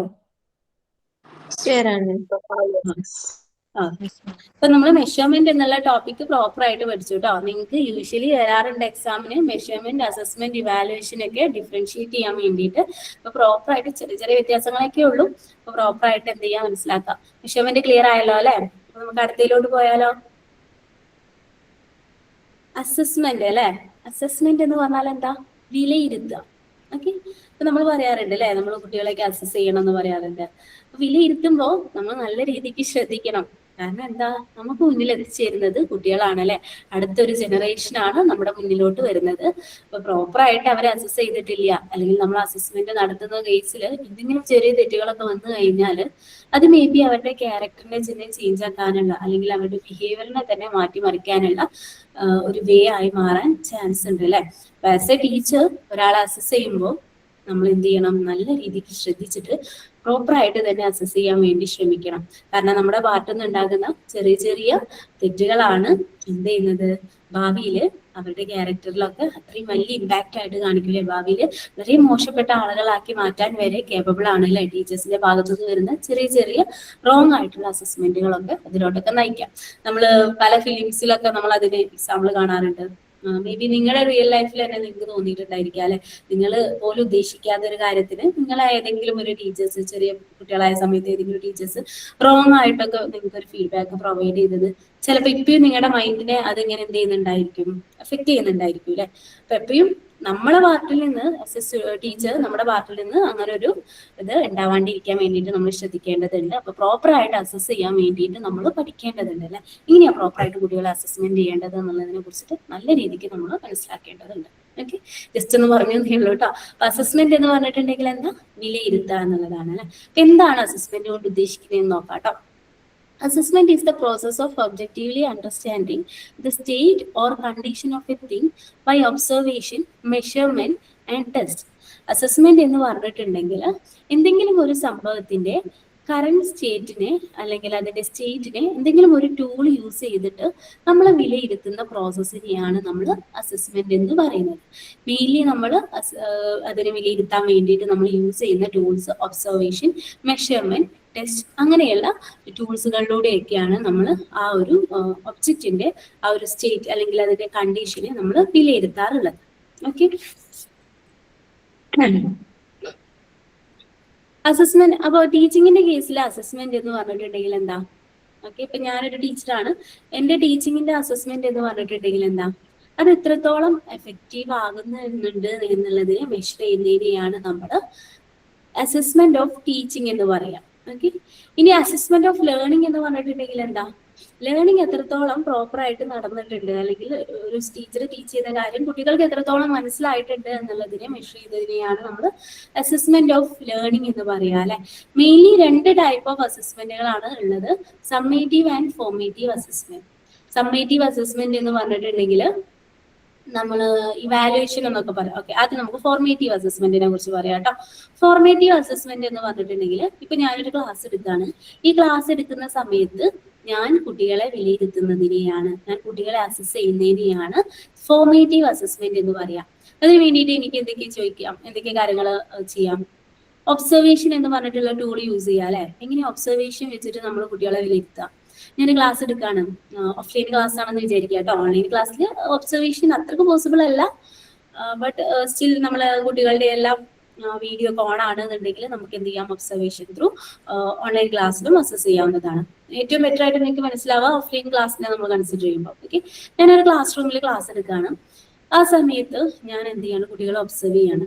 അപ്പൊ ഞാൻ ക്ലാസ് എടുക്കുന്ന സമയത്ത് കുട്ടികൾ ഇങ്ങനെ ചിരിച്ച് തലയാട്ടുന്നൊക്കെ ഉണ്ട്. ഓക്കെ, അപ്പം ഈ കാര്യം മനസ്സിലായെന്നൊക്കെ ചോദിക്കുമ്പോൾ ആൾ എന്ത് ചെയ്യുന്നുണ്ട്, ജസ്റ്റേഴ്സ് ഉണ്ട്, അതായത് ആൾ തലയെ കാട്ടുന്നുണ്ട്, യെസ് സർ എന്നുള്ള ലെവലിൽ റെസ്പോണ്ട് ചെയ്യുന്നുണ്ട്, യെസ് ടീച്ചർ എന്നുള്ള ലെവലിൽ റെസ്പോണ്ട് ചെയ്യുന്നുണ്ടെന്നുണ്ടെങ്കിൽ എനിക്ക് എന്ത് ചെയ്യാൻ പറ്റൂ, അവരെ ഒബ്സർവ് ചെയ്തിട്ട് എനിക്ക് മനസ്സിലാക്കാൻ പറ്റൂലേ എന്താ ഓക്കെ, കുട്ടികൾ എന്ത് ചെയ്യുന്നുണ്ട്, കുട്ടികൾക്ക് ഞാൻ പറയുന്ന കാര്യങ്ങൾ മനസ്സിലാക്കാൻ പറ്റുന്നുണ്ട് എന്നുള്ളത് അറിയണം. ഓക്കെ, അതുപോലെ തന്നെ എന്താ ചെറിയ ചെറിയ ക്വസ്റ്റ്യൻസ് ഒക്കെ ചോദിച്ചിട്ട് മനസ്സിലാവുന്നുണ്ടോ എന്നൊക്കെ ചോദിച്ചിട്ട് ചെറിയ ചെറിയ ക്വസ്റ്റ്യൻസ് ഒക്കെ ചോദിച്ചിട്ടും എനിക്ക് എന്ത് ചെയ്യാം, ഒരു ക്ലാസ് എടുക്കുന്ന സമയത്ത് കുട്ടികളെ അസസ് ചെയ്യാവുന്നതാണ് അല്ലെ. ഇപ്പൊ ഫോർമേറ്റീവ് അസസ്മെന്റ് എന്ന് പറഞ്ഞിട്ടുണ്ടെങ്കിൽ എന്താ, ഡ്യൂറിങ് ക്ലാസ് റൂമിൽ നമ്മളൊരു കുട്ടിയെ അല്ലെങ്കിൽ ഡ്യൂറിങ് എ സെഷനിൽ നമ്മൾ കുട്ടിയെ അസസ് ചെയ്യുന്നതിനെയാണ് നമ്മൾ ഫോർമേറ്റീവ് അസസ്മെന്റ് എന്ന് പറയാം. അതായത് ഒരു ക്ലാസ് എടുക്കുന്ന സമയത്ത് ആ ക്ലാസ് എടുക്കുന്നതിന്റെ ഇടയിൽ ഞാൻ കുട്ടികളെ അസസ് ചെയ്യുന്നതിനെയാണ് ഫോർമേറ്റീവ് അസസ്മെന്റ് എന്ന് പറയാം. അത് മെയിൻലി യൂസ് ചെയ്യുന്നത് എന്തിനാ, കുട്ടികൾക്ക് കാര്യങ്ങൾ പ്രോപ്പറായിട്ട് മനസ്സിലായിട്ടുണ്ടോ, ഇനി അവർക്ക് മനസ്സിലായിട്ടില്ല എന്നുണ്ടെങ്കിൽ അതൊന്നും കൂടി അവർക്ക് പറഞ്ഞു കൊടുക്കാനൊക്കെ വേണ്ടിയിട്ടാണ് ഫോർമേറ്റീവ് അസസ്മെന്റ് യൂസ് ചെയ്യുക. അപ്പൊ അത് മെയിൻലി എന്താ ഉദ്ദേശിക്കുന്നത്, ലേണിംഗ് ഇംപ്രൂവ് ചെയ്യുക എന്നുള്ളതാണ് അതിന്റെ പർപ്പസ് ആയിട്ട് വരുന്നത്. ഓക്കെ, ഇനി ഈ ഒരു ഫോർമേറ്റീവ് മെഷർമെന്റിൽ ഒബ്സർവേഷൻ എന്നുള്ള ടൂള് നമുക്ക് എപ്പോഴും യൂസ് ചെയ്യാൻ പറ്റില്ല കേട്ടോ. കാരണം ചില ബിരുദന്മാരുണ്ടാവും ക്ലാസ് റൂമിൽ, അയ്യോ ടീച്ചറിനെ നോക്കണ്ടല്ലോ, ശരിക്കും ഇരിക്കാം, അല്ലെങ്കിൽ ടീച്ചർ നോക്കുന്നുണ്ട്, തലയാട്ടിട്ടൊന്ന് ചിരിച്ചെടുത്താം, അപ്പൊ ഇപ്പോൾ എന്നുള്ള ലെവലിൽ ഇരിക്കുന്നവരുണ്ടായിരിക്കും. അപ്പൊ ഒരിക്കലും എന്ത് ചെയ്യരുത്, ഒബ്സർവേഷൻ മാത്രം നമ്മൾ എന്ത് ചെയ്യരുത്, ഫോർമേറ്റീവ് മെഷർമെന്റിൽ യൂസ് ചെയ്യാൻ പാടില്ല കേട്ടോ.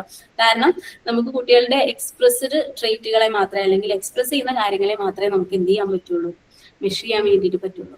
അത് അവർക്ക് എന്തും കൂടെ ചെയ്യാം, ഒബ്സർവേഷനിലൂടെ ആണെന്നുണ്ടെങ്കിൽ അവർക്ക് ഇത് ആക്ട് ചെയ്യും കൂടെ ചെയ്യാം അല്ലെ. ശരിക്കും അവർക്ക് മനസ്സിലായിട്ടൊന്നും ഉണ്ടാവില്ല, ഇനിയിപ്പോ എന്താ ഈ ടീച്ചർ നോക്കുന്നുണ്ടല്ലോ, കാര്യമായിട്ട് എന്തൊക്കെ എഴുതുന്ന പോലെയൊക്കെ നിൽക്കാന്ന് വിചാരിച്ചിട്ട് കാര്യമായിട്ട് എഴുതുന്നുണ്ടായിരിക്കും ചിലരൊക്കെ ക്ലാസ് എടുക്കുന്ന സമയത്ത്.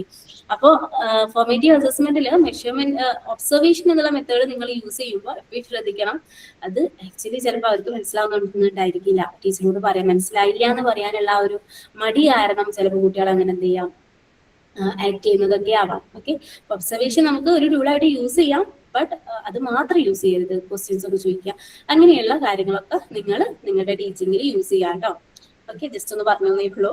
ഇനി സമ്മേറ്റീവ് അസസ്മെന്റ് എന്ന് പറഞ്ഞിട്ടുണ്ടെങ്കിൽ നമ്മൾ ഇവാലുവേഷൻ എന്നൊക്കെ വിളിക്കാറുണ്ട്. സമ്മേറ്റീവ് അസസ്മെന്റിൽ നമ്മൾ ഒരു ഇയറിന്റെ എൻഡിൽ അല്ലെങ്കിൽ ഒരു യൂണിറ്റ് എടുത്ത് അതിന്റെ എൻഡിൽ കുട്ടികൾക്ക് പ്രോപ്പറായിട്ട് കാര്യങ്ങൾ എല്ലതും പഠിച്ചിട്ടുണ്ടോ എന്നൊക്കെ ചെക്ക് ചെയ്യാൻ വേണ്ടിയിട്ട്, അല്ലെങ്കിൽ അവർക്ക് ഒരു മാർക്ക് അസൈൻ ചെയ്യാൻ വേണ്ടിയിട്ടൊക്കെ നമ്മൾ യൂസ് ചെയ്യുന്ന അസസ്മെന്റുകളെയാണ് സമ്മേറ്റീവ് അസസ്മെന്റ് എന്ന് പറയുന്നത്. അതായത് നമ്മുടെ ആനുവൽ എക്സാംസ് ഒക്കെ അല്ലേ, ആ ഒരു കംപ്ലീറ്റ് ഇയറിൽ കുട്ടി എത്രത്തോളം പഠിച്ചു എന്നുള്ളത് അനലൈസ് ചെയ്യാൻ വേണ്ടിയിട്ടാണ് നമ്മൾ എന്ത് ചെയ്യുന്നത്, ഒരു ഇയർ എൻഡിൽ ഒരു എക്സാം നടത്തുന്നത് അല്ലെ.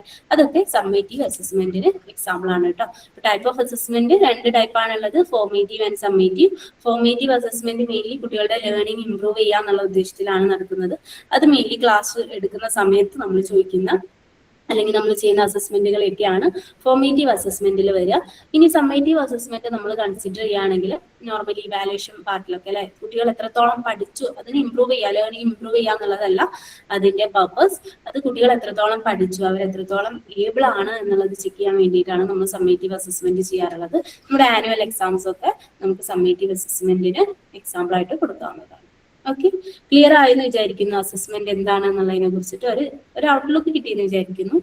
നമുക്ക് ഒന്നും കൂടെ ഡീറ്റെയിൽ ആയിട്ട് പറയാനുണ്ട് കേട്ടോ.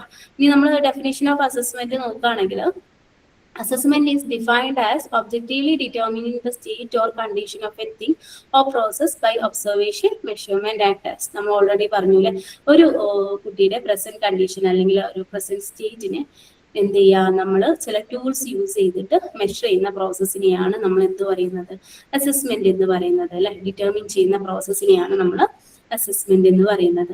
The purpose of assessment is to improve the present state or condition of a thing or process. അതേതാ, ഫോർമേറ്റീവ് അസസ്മെന്റിന്റെ പർപ്പസ് ആണ് അവിടെ പറഞ്ഞിട്ടുള്ളത് കേട്ടോ. ഇനി നെക്സ്റ്റ് നമുക്ക് പഠിക്കാനുള്ളത് ഇവാലുവേഷൻ എന്നുള്ള ഒരു പാർട്ടാണ്. ഇവാലുവേഷൻ എന്ന് പറഞ്ഞാൽ എന്താ, കേൾക്കുമ്പോൾ അസസ്മെന്റ് ഇവാലുവേഷൻ ഒക്കെ സെയിം ആയിട്ട് നമുക്ക് ഫീൽ ചെയ്യും അല്ലെ. ചെറിയൊരു ഡിഫറൻസ് മാത്രമേ ഉള്ളൂ കേട്ടോ. Evaluation is a process of observing, measuring and testing the thing for the purpose of judging it and of determining its value either by comparison or similar or to a similar thing, either by comparison to similar things or to a standard. Okay, simple ആയിട്ട് പറയുകയാണെങ്കിൽ evaluation എന്ന് പറഞ്ഞിട്ടുണ്ടെങ്കിൽ നമ്മൾ എന്ത് ചെയ്യും, കുട്ടികളെ assess ചെയ്യും first. Okay, അതായത് ഒബ്സർവേഷൻ അല്ലെങ്കിൽ എന്താ എന്തെങ്കിലും ടെസ്റ്റ് ഒക്കെ യൂസ് ചെയ്ത് മെഷർ ചെയ്തിട്ടൊക്കെ, അതായത് ചില ടൂൾസ് യൂസ് ചെയ്തിട്ട് നമ്മൾ കുട്ടികളെ അസസ് ചെയ്യും. എന്നിട്ട് ആ അസസ് ചെയ്തിട്ട് കുട്ടികൾക്ക് കിട്ടിയിട്ടുള്ള ഒരു മാർക്ക് ഉണ്ടായിരിക്കുമല്ലോ, അത് നമ്മൾ എന്ത് ചെയ്യാണ്, ഓൾറെഡി പ്രീ ഡിറ്റർമിൻ ചെയ്ത് വെച്ചിട്ടുള്ള ഒരു സ്റ്റാൻഡേർഡ് വെച്ച് കമ്പയർ ചെയ്യുന്നതിനെയാണ് ഇവാലുവേഷൻ എന്ന് പറയുന്നത്. നിങ്ങൾക്ക് ഒന്നും കൂടെ മനസ്സിലാവാൻ വേണ്ടിയിട്ട് നമ്മളൊരു ആനുവൽ എക്സാംസ് നടത്തി. അതെന്താ, സമ്മേറ്റീവ് അസസ്മെന്റ് ആണ് അല്ലെ.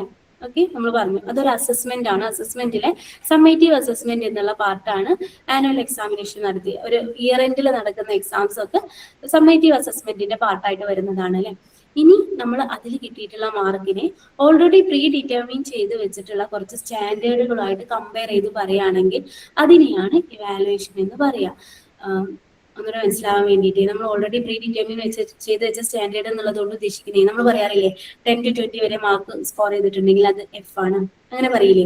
A+C, A, B+B, അങ്ങനെ നമ്മൾ എന്ത് ചെയ്തിട്ടുണ്ട്, A+ കിട്ടണമെങ്കിൽ 90 to 100 മാർക്സ് സ്കോർ ചെയ്ത കുട്ടികളാണ് A+ കിട്ടാൻ എലിജിബിൾ ആയിട്ടുള്ളത്.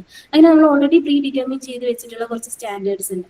അപ്പൊ ഈ ആനുവൽ എക്സാമിൽ സ്കോർ ചെയ്തിട്ടുള്ള മാർക്കിനെ നമ്മൾ എന്ത് ചെയ്യുക, പ്രീ ഡിറ്റർമിൻ ചെയ്ത് വെച്ചിട്ടുള്ള സ്റ്റാൻഡേർഡ്സുമായിട്ട് കമ്പയർ ചെയ്തിട്ട് ഓക്കെ ഈ കുട്ടിക്ക് A+ ആണ്, ഈ കുട്ടിക്ക് B ആണ്, അങ്ങനെ ഒരു ജഡ്ജ്മെന്റ് നടത്താം. അതിനെയാണ് ഇവാലുവേഷൻ എന്നുള്ളതുകൊണ്ട് ഉദ്ദേശിക്കുന്നത്. അതായത് ഇവാലുവേഷൻ എന്നുള്ള പ്രോസസ്സിൽ എന്ത് നടക്കുന്നുണ്ട്, അസസ്മെന്റ് പ്ലസ് ഫീഡ്ബാക്ക് ആണ് അല്ലെ, അല്ലെങ്കിൽ assessment plus comparing with similar things, അല്ലെങ്കിൽ comparing with predetermined standard. അതിനെയാണ് നമ്മൾ ഇവാലുവേഷൻ എന്ന് പറയുന്നത്. Okay, evaluation is the process of observing, measuring and testing a thing for the purpose of judging it and determining its value either by comparison to similar things or to a standard. Clear ആയോ? Doubt ഉണ്ടോ? ഉണ്ടോ? ഇപ്പൊ നമ്മൾ 7th standard 5th സ്റ്റാൻഡേർഡിലൊക്കെ annual exam നടക്കുന്നത് എന്താണ്, അത് summative assessment. എന്താ പറഞ്ഞോ, തെറ്റിക്കോട്ടെ, കുഴപ്പമില്ല. സമ്മേറ്റീവ് അസസ്മെന്റ് ആണെന്ന് പറഞ്ഞതാ. ഓക്കെ ഓക്കെ, കറക്റ്റ് ആണ് കേട്ടോ, സമ്മേറ്റീവ് അസസ്മെന്റ് ആണ് അല്ലെ. അങ്ങനെയാണെങ്കിൽ നമ്മൾ 10th അതുപോലെ +1 +2 വരുന്നതോ, അതിലെങ്ങനെയാ നമുക്ക് കിട്ടുക, ഗ്രേഡ് ഫോർമാറ്റിലല്ലേ കിട്ടാറ്. 10ാം ക്ലാസ്സിന്റെ റിസൾട്ട്, SSLCന്റെ റിസൾട്ട് വരാനായില്ലേ. അപ്പൊ എല്ലാവരും ചോദിക്കും എത്ര A+ എത്ര A എന്നൊക്കെ ചോദിക്കുന്നില്ലേ. അപ്പൊ അവിടെ എന്താ വന്നത്, ഇവാലുവേഷൻ ആണ് അല്ലെ. നമുക്ക് കിട്ടിയിട്ടുള്ള മാർക്കിനെ നമ്മൾ എന്ത് ചെയ്തു, ഒരു സ്റ്റാൻഡേർഡ് വെച്ചിട്ട് കമ്പയർ ചെയ്ത് തന്നു അല്ലെ. അല്ലെങ്കിൽ നമ്മളോട് ആരെങ്കിലും ചോദിക്കാറുണ്ടോ 8ാം ക്ലാസ്സിലും 9ാം ക്ലാസ്സിലൊക്കെ നമുക്ക് കിട്ടിയിട്ടുള്ള മാർക്ക് നമുക്ക് തന്നെ അറിയാൻ പറ്റാറില്ലേ അല്ലെ. പാസ് ഫെയിൽ എന്ന് മാത്രമല്ലേ നോട്ടീസ് ബോർഡിൽ വരുള്ളൂ. ആനുവൽ എക്സാംസിന്റെ കേസിൽ ഞങ്ങളുടെ സമയത്തൊക്കെ അങ്ങനെയായിരുന്നു കേട്ടോ. ജസ്റ്റ് ഇങ്ങനെ നോട്ടീസ് ബോർഡിൽ പോയി നോക്കും, പാസ് ആയിട്ടുള്ള കുട്ടികളുടെ പേര് അവിടെ ഉണ്ടാവും, ഫെയിൽ ആയിട്ടുള്ള കുട്ടികളുടെ പേര് ഉണ്ടാവും. ഇപ്പൊ പിന്നെ ഇത്ര വരെ എല്ലാവരും പാസ്സാണെന്നുള്ള ഒരു ലെവലായിട്ടുണ്ട് അല്ലെ. ഞങ്ങളുടെ സമയത്തൊക്കെ ഞങ്ങൾ എന്ത് ചെയ്യും, എക്സാമിന്റെ റിസൾട്ട് എന്ന് പറയുമ്പോൾ സ്കൂളിലോട്ട് പോകും, നോട്ടീസ് ബോർഡിൽ പേര് മാത്രമേ ഉണ്ടാവുള്ളൂ, ഇത്ര മാർക്കാണെന്നോ കാര്യങ്ങളൊന്നും കൊടുക്കാറില്ല. ഓക്കെ, ബട്ട് നമുക്ക് മാർക്കൊക്കെ അറിയുന്നതാണെങ്കിൽ കൂടെ അതിനെയാണ് നമ്മൾ എന്ത് പറയാ, സമ്മേറ്റീവ് അസസ്മെന്റ് എന്ന് പറയാം. ബട്ട് ഇങ്ങനെ ഗ്രേഡ് ഫോർമാറ്റിൽ നമുക്ക് തരികയാണെങ്കിൽ അതാണ് ഇവാലുവേഷൻ. ക്ലിയർ ആണോ? ഡിഫറൻസ് മനസ്സിലായോ? ഇനി എന്താ സെക്കൻഡ് പോയിന്റ് പറയുന്നത്, evaluation of teaching means passing judgement on it by observing teaching of a teacher, comparing it with the teacher teaching of other teachers or with some standard of criteria അല്ലെ. ഇപ്പൊ നമ്മൾ ടീച്ചിങ്ങിന്റെ evaluation എന്നുള്ളത് കൊണ്ട് ഉദ്ദേശിക്കുന്നത് എന്താ, already നല്ല രീതിക്ക് class എടുക്കുന്ന കുറച്ച് ടീച്ചേഴ്സ് ഉണ്ടായിരിക്കും അല്ലെ. ആ ടീച്ചേഴ്സിന്റെ ക്ലാസ് എടുക്കുന്ന സ്ട്രാറ്റജി ഒക്കെ വെച്ചിട്ട് പുതുതായിട്ട് ക്ലാസ് എടുക്കുന്ന ടീച്ചറിനെ കമ്പയർ ചെയ്യാം. അതായത് സ്റ്റാൻഡേർഡ് ആയിട്ട് അവിടെ സെറ്റ് ചെയ്ത് വെച്ചിരിക്കുന്ന എന്താ, ഓൾറെഡി വെൽ എസ്റ്റാബ്ലിഷ്ഡ് ആയിട്ടുള്ള അല്ലെങ്കിൽ എന്താ ഇതിൽ കഴിവ് തെളിയിച്ചിട്ടുള്ള ടീച്ചേഴ്സിനെ കമ്പയർ ചെയ്തിട്ട് നമ്മൾ പറയില്ല ആ ടീച്ചറിന്റെ ടീച്ചിങ് സ്കില്ലിന്റെ അത്ര പോലെ ഈ ടീച്ചർ ബ്ലാക്ക് ബോർഡ് യൂസ് ചെയ്തിട്ട് ഇങ്ങനെ ഉണ്ടായിരുന്നു, അങ്ങനെ കമ്പയർ ചെയ്ത് പറയുന്നതിനെയാണ് ഇവാലുവേഷൻ ഓഫ് ടീച്ചിങ് എന്ന് പറയുന്നത്. അതായത് പ്രൊഫഷണൽ ആയിട്ടുള്ള ഒരു ടീച്ചറുമായിട്ട് കമ്പയർ ചെയ്തിട്ട് പറയാം. അല്ലെങ്കിൽ കുറച്ച് സ്റ്റാൻഡേർഡ്സുകൾ ക്രൈറ്റീരിയാസ് ഉണ്ടാക്കി വെച്ചിട്ടുണ്ടായിരിക്കും, ഇങ്ങനെയൊക്കെയാണ് ക്ലാസ് എടുക്കേണ്ടത്, അതുമായിട്ട് കമ്പയർ ചെയ്തിട്ടാണ് നമ്മൾ ടീച്ചിങ്ങിന്റെ ഇവാലുവേഷൻ പറയാറുള്ളത്. ഓക്കെ, അപ്പൊ ഇത്രയും കാര്യങ്ങളാണ് നമുക്ക് ഇവാലുവേഷനിൽ പറയാനുള്ളത്. അപ്പൊ നമ്മൾ മെഷർമെന്റ്, അസസ്മെന്റ്, ഇവാലുവേഷൻ എന്നുള്ളതിനെ കുറിച്ച് ഡിസ്കസ് ചെയ്തു. മെഷർമെന്റ് എന്ന് പറഞ്ഞിട്ടുണ്ടെങ്കിൽ എന്താണ് നമുക്ക് പറയാം അല്ലെ, ഇവാലുവേഷനും അസസ്മെന്റിനും ഒക്കെ വേണ്ടി യൂസ് ചെയ്യുന്ന ഒരു ടൂളാണ് മെഷർമെന്റ് എന്ന് പറയാം അല്ലെ. ക്ലിയർ ആയോ ആ പോയിന്റ്? മെഷർമെന്റ് നമ്മൾ മെയിൻലി യൂസ് ചെയ്യുന്നത് എന്തിനാ, അസസ്മെന്റിനും ഇവാലുവേഷനും ഒക്കെ വേണ്ടിയിട്ടുള്ള ഒരു ടൂൾ ആയിട്ടാണ് യൂസ് ചെയ്യുന്നത്. ഇനി ഇവാലുവേഷന്റെ കേസിൽ നമുക്ക് പറയാം എന്താ, ഇവാലുവേഷൻ എന്ന് പറഞ്ഞാൽ അതിൽ അസസ്മെന്റ് കൂടെ ഇൻക്ലൂഡ് ചെയ്തിട്ടുണ്ട് അല്ലെ. അസസ് ചെയ്ത് കിട്ടിയിട്ടുള്ള മാർക്കിന് നമ്മളൊരു ഗ്രേഡ് കൊടുക്കുകയാണെങ്കിൽ അതാണ് ഇവാലുവേഷൻ അല്ലെ. അപ്പൊ ഇവാലുവേഷൻ എന്ന് പറഞ്ഞിട്ടുണ്ടെങ്കിൽ അതിൽ എന്തും കൂടെ ഉണ്ട്, അസസ്മെന്റും കൂടെ ഉണ്ട്. ഇവാലുവേഷൻ എന്ന് പറഞ്ഞിട്ടുണ്ടെങ്കിൽ അസസ്മെന്റിനെ കാട്ടിലൂടെ ഒന്നുകൂടെ എന്താണ് ബ്രോഡർ ആയിട്ടുള്ള ഒരു കോൺസെപ്റ്റ് ആണെന്ന് നമുക്ക് പറയാം. ക്ലിയർ ആണല്ലോ അല്ലെ. എന്താണ് ഇവാലുവേഷൻ, എന്താണ് മെഷർമെന്റ്, എന്താണ് അസസ്മെന്റ് എന്നുള്ളത് ക്ലിയർ ആയെന്ന് വിചാരിക്കുന്നു. ഇവാലുവേഷൻ ഒന്നുകൂടെ ഒന്ന് ഡിഫൈൻ ചെയ്തിട്ടുണ്ട് കേട്ടോ. Evaluation is a process of determining the value of thing process based on the assessment of it different aspect or component by employing observation, measurement and test.